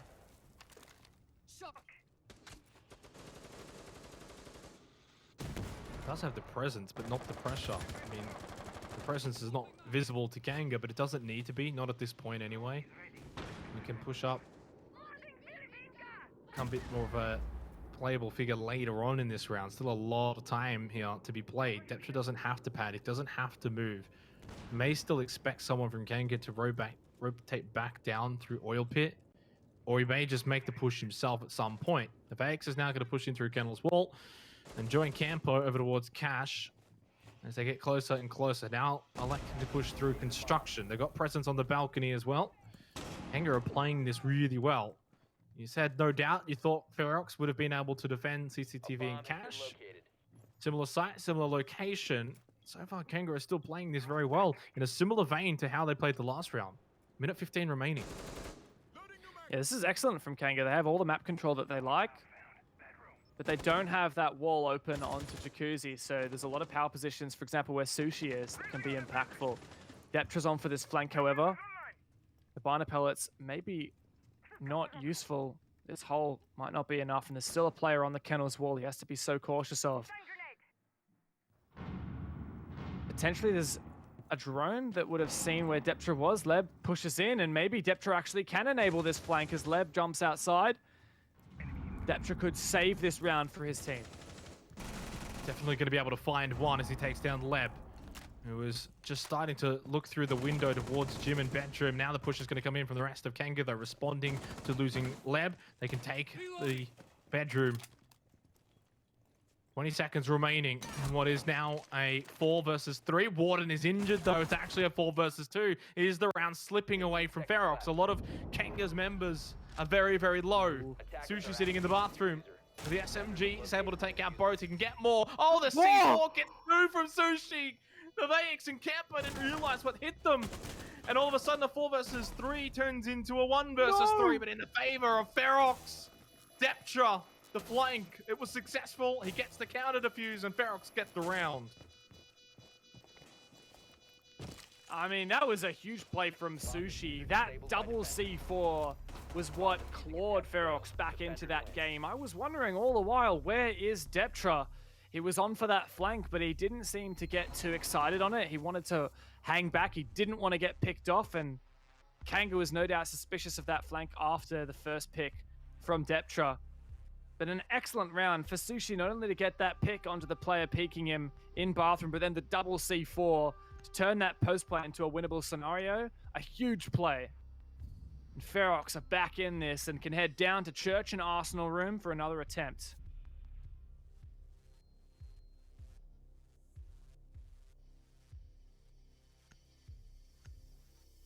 Kanga's so close to taking a 5-4 lead on Clubhouse. Still yet to lead here on Clubhouse, in fact, though. That was the closest they'd been for a very, very long time. As you mentioned, back down to Church and Arsenal here for round number 10. This entire series has gone the distance.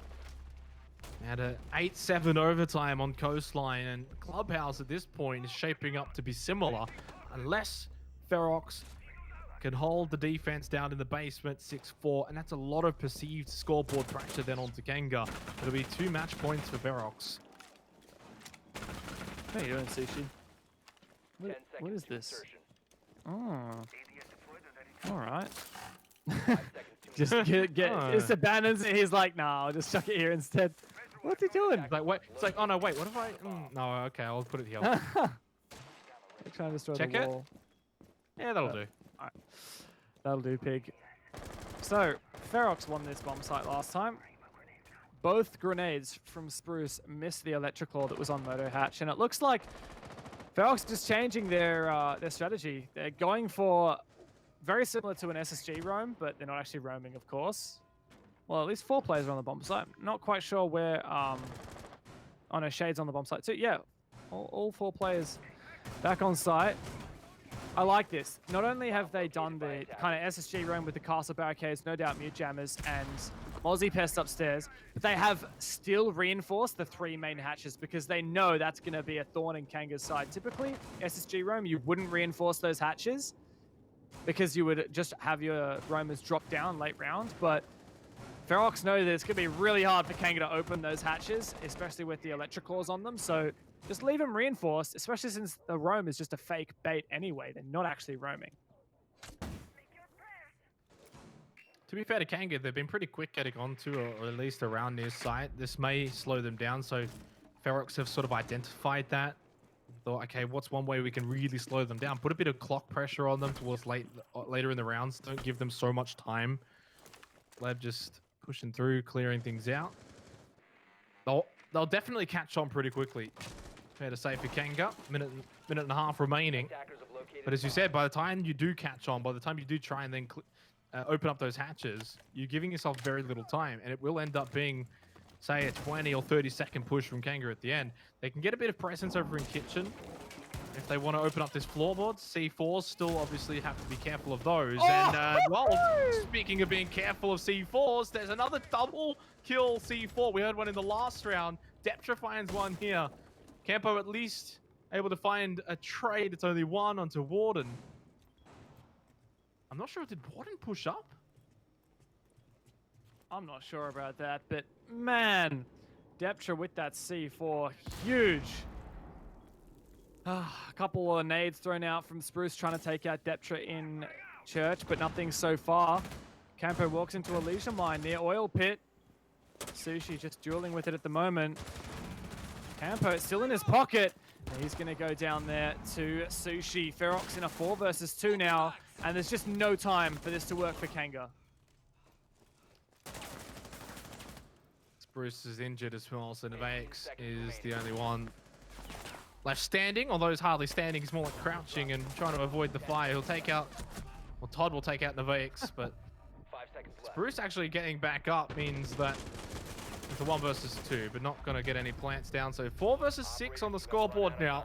Ferox have got 2 match points as Clubhouse is slipping away from Kanga. If anything, that was a more convincing defense round. And once again, Ferox get that opening pick, and not only was it a 1 in this case, but it was the 2K of the C4. Yes, you mentioned there was a trade. Warden was taken out, but from then on, there was still no answer for Kanga.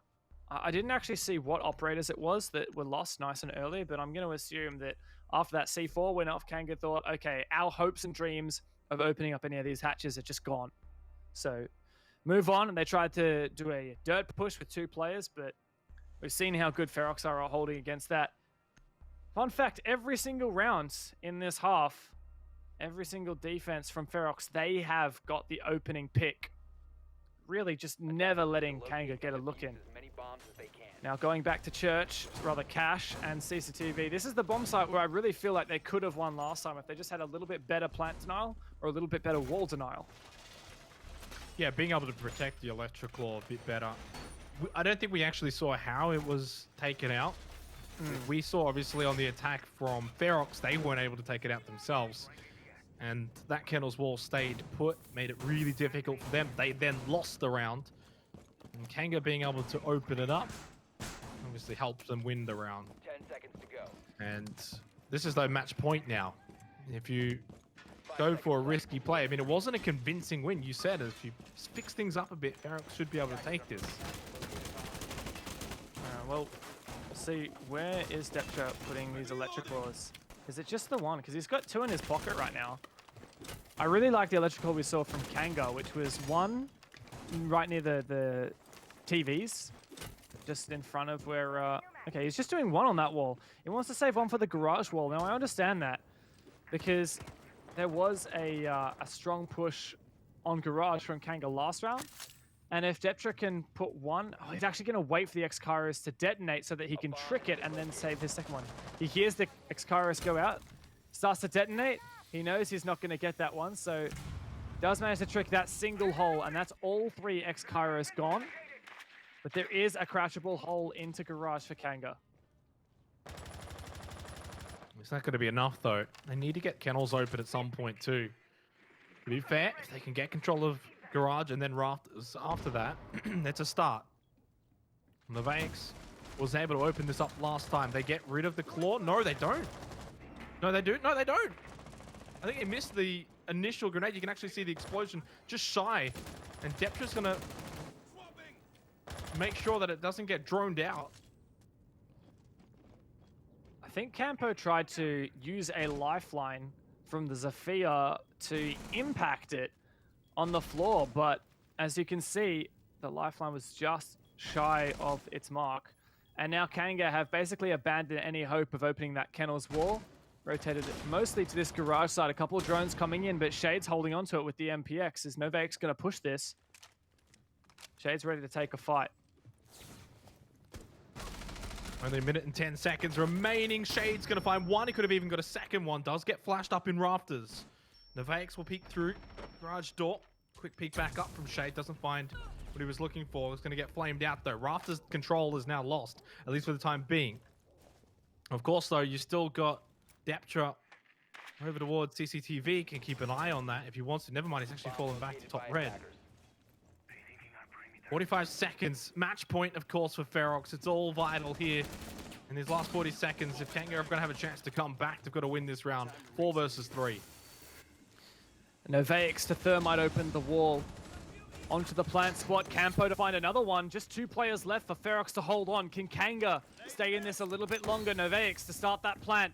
Is there denial? Deptra has a C4 in hand. The plant gets off. The drone sees him, though, so they're going to try and go deep. Is this plant going to work? Deptra has no idea where it is. He's just going to go for a blind C4, but it's not the right spot. It does find Campo, but that's not the planter. But it's now a 2 versus 2. Even in this post-plant, this is possible for Ferox. It might not have been the planter, but it's job done nonetheless. And the Vex is also very low. And because of that low health, Deptra was able to get the injure, the follow-up kill. Ferox will win it all. Deptra's C4 did the job. The counter defuse from Todd, 7-4 on Clubhouse. And Ferox will beat Kanga 2-0 in a fascinating, tantalizing series. Amazing from both teams. From a 2 versus 4, Todd and Deptra. What a clutch for the map and the series. A well-deserved MVP for Deptra there on the Kaid. I love that Grand Larceny headgear there as well. We did have the rehost, so that's not your full scores just there, but man, that was such a long ride. That was only 4-7 there, but on top of the Coastline 15-round massacre, that was, I mean, it's been a long night. Been a long night and a long series. It's hard to believe that earlier on in this night we had the wildcard elevate matchup, which we thought was probably going to go in a similar manner in terms of the closeness of the series. That didn't happen. Wildcard won pretty convincingly, 7-5 in the first map on Conceal and then 7-3 on Villa. But hey, Ferox get the job done in the end. Big congratulations to them. Their top 4 hopes are still very much alive now. But you've got to say, Dev, the last place Kanga really pushed them, especially on Coastline. They had 3 match points, and then on Clubhouse, it was still pretty close for what we thought was going to be a pretty comfortable map for Ferox. Yeah, a bit of an F in chat there, though, for Kanga. I like what production have put on the little ribbon down the bottom there. But yeah, they did a really good fight, especially on Coastline. Especially that last round, that 15th round on Coastline, could have gone either direction in the last 30 seconds. And I felt the same way just there. I was very surprised to see Deptra and Todd pull off that 2 versus 4. Kanga did well to get themselves in the position to even potentially plant, potentially win that one. Kill after kill, garage control, rotating off kennels when it didn't work. Really good stuff. But again, Ferox was just too good to be overcome in that situation, and that's really great for Ferox because, like you're saying, it keeps the dream alive of potentially getting to playoffs, getting in those top 4. Next week they're going to play Sinister and LFO, and every single map that they win is going to increase their chances of making it up there in the top 4. You know what's seriously intriguing is that we had the battle between 7th and 8th tonight. Well, next week will be the battle between 7th and 8th once again. It'll actually open up the first playday next week as well, LFO and Kanga. LFO obviously being leapfrogged by Team Ferox. They weren't the only team though. Elevate have been dropped to 6th. So LFO and Kanga opening up next week, 7th and 8th. Elevate dropping to 6th, and Ferox all the way up into 5th. As I said, competing for a top 4 position now. They're going to be playing against Sinister. We spoke about it at length as well during the rehost. What sort of calculations need to be sort of created in the mathematical minds as to how everything's going to proceed. But really, for a lot of these teams, even Pittsburgh to a degree, Akami, as long as they win their games and take care of things, the likelihood is they can still make top 4 convincingly. The problem is a team like Pittsburgh is going to be playing a wild card. That's going to be very difficult. Yeah, there's still a lot of movement in the standings we could see. I know LFO's now sitting in 7th, but Ferox, they've made their way up a little bit, and they can definitely go even further than that. Got our first set of the interviews between this series. It's going to be Spruce from Kanga. First and foremost, Spruce, commiserations on that Coastline performance. It was amazing to watch. It would have been heartbreaking to lose, though. Very. Oh, Spruce, you poor thing. It's been a tough season, hasn't it, man? I know it's we usually have lively interviews, but after a performance like that, you guys gave it your all. I just want to ask, what happened when you saw that Maverick and the Thatcher ban? What were you guys thinking about ways to kind of get around it? How did you try your best to deal with that on Clubhouse? It wasn't so well. It was more our defenses which let us down on Clubhouse than anything. With that bans, you need to be able to defend bottom floor easily, which we lost twice. I'll leave up to how we lost that up to the spectators, see if they actually saw why we lost that. But say our impacting will be better next time. So that way, it was just mainly our defenses where we messed ourselves up.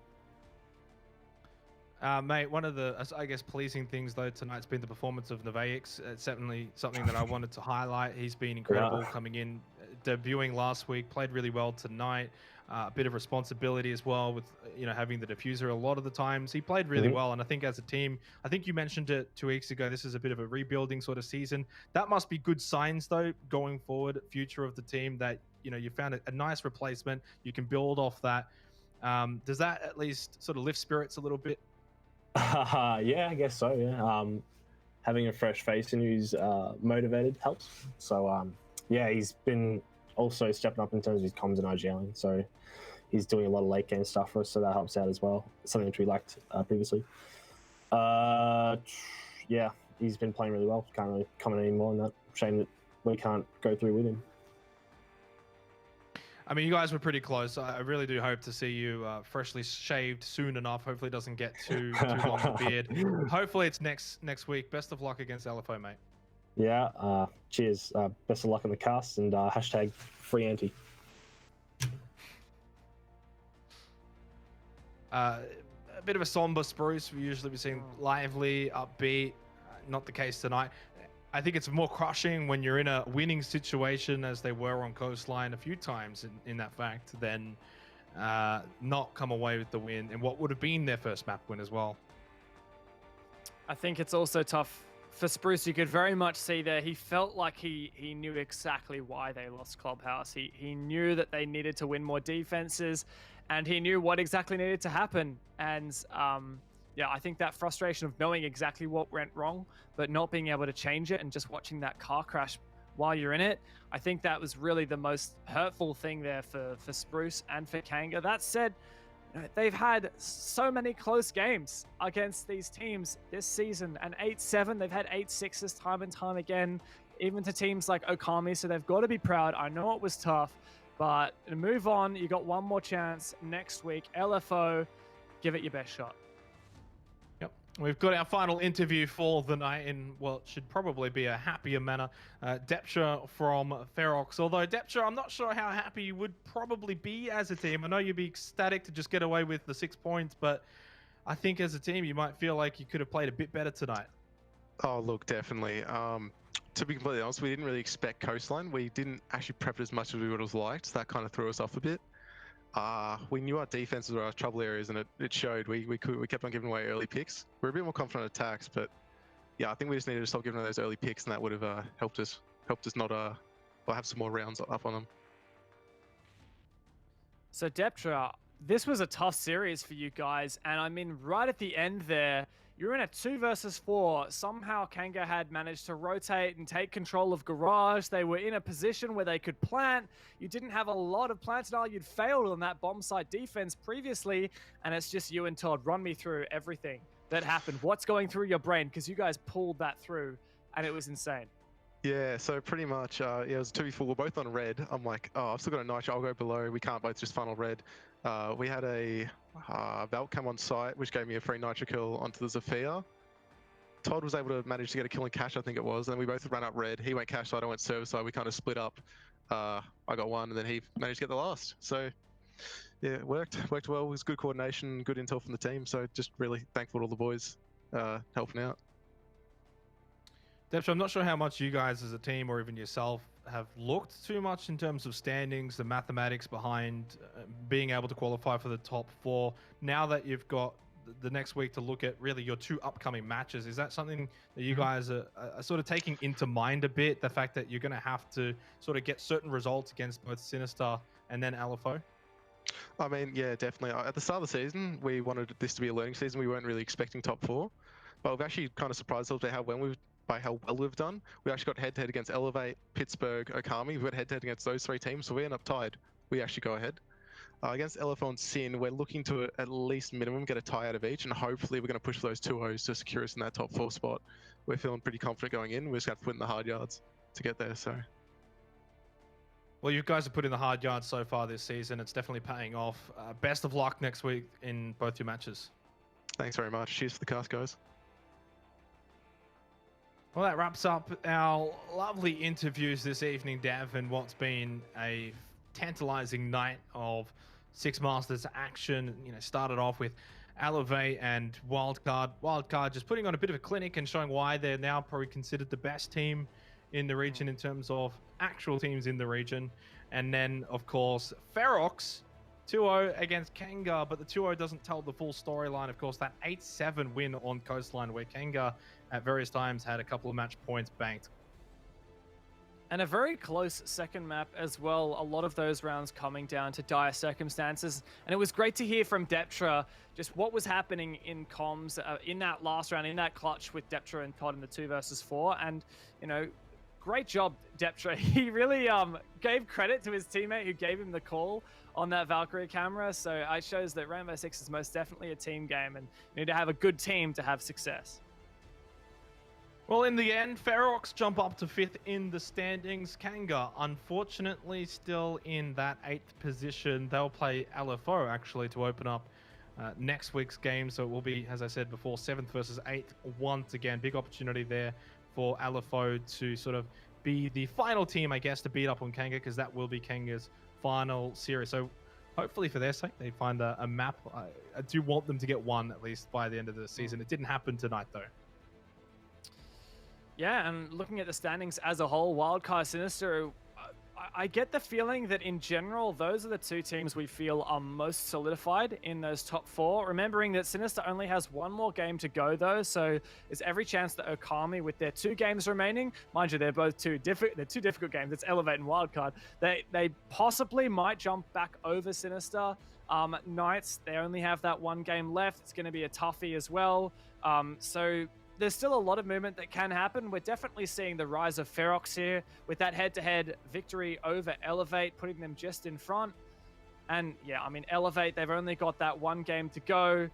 We're really going to have to be looking for them to absolutely show up next week against Okami and lock out the full 6 points for them to even have a shot at making that top 4. Well, we're going to wrap things up here tonight for Play Day 11. An amazing night of Siege. Cannot wait for not only next week's Play Day 12, but then, of course, our Super Day after that. Tuesday, Wednesday, Thursday. We've got Six Masters action almost all days next week. Make sure you tune in next week. I've been Xenox, joined by Dev Marta. We'll see you next week. At the drop.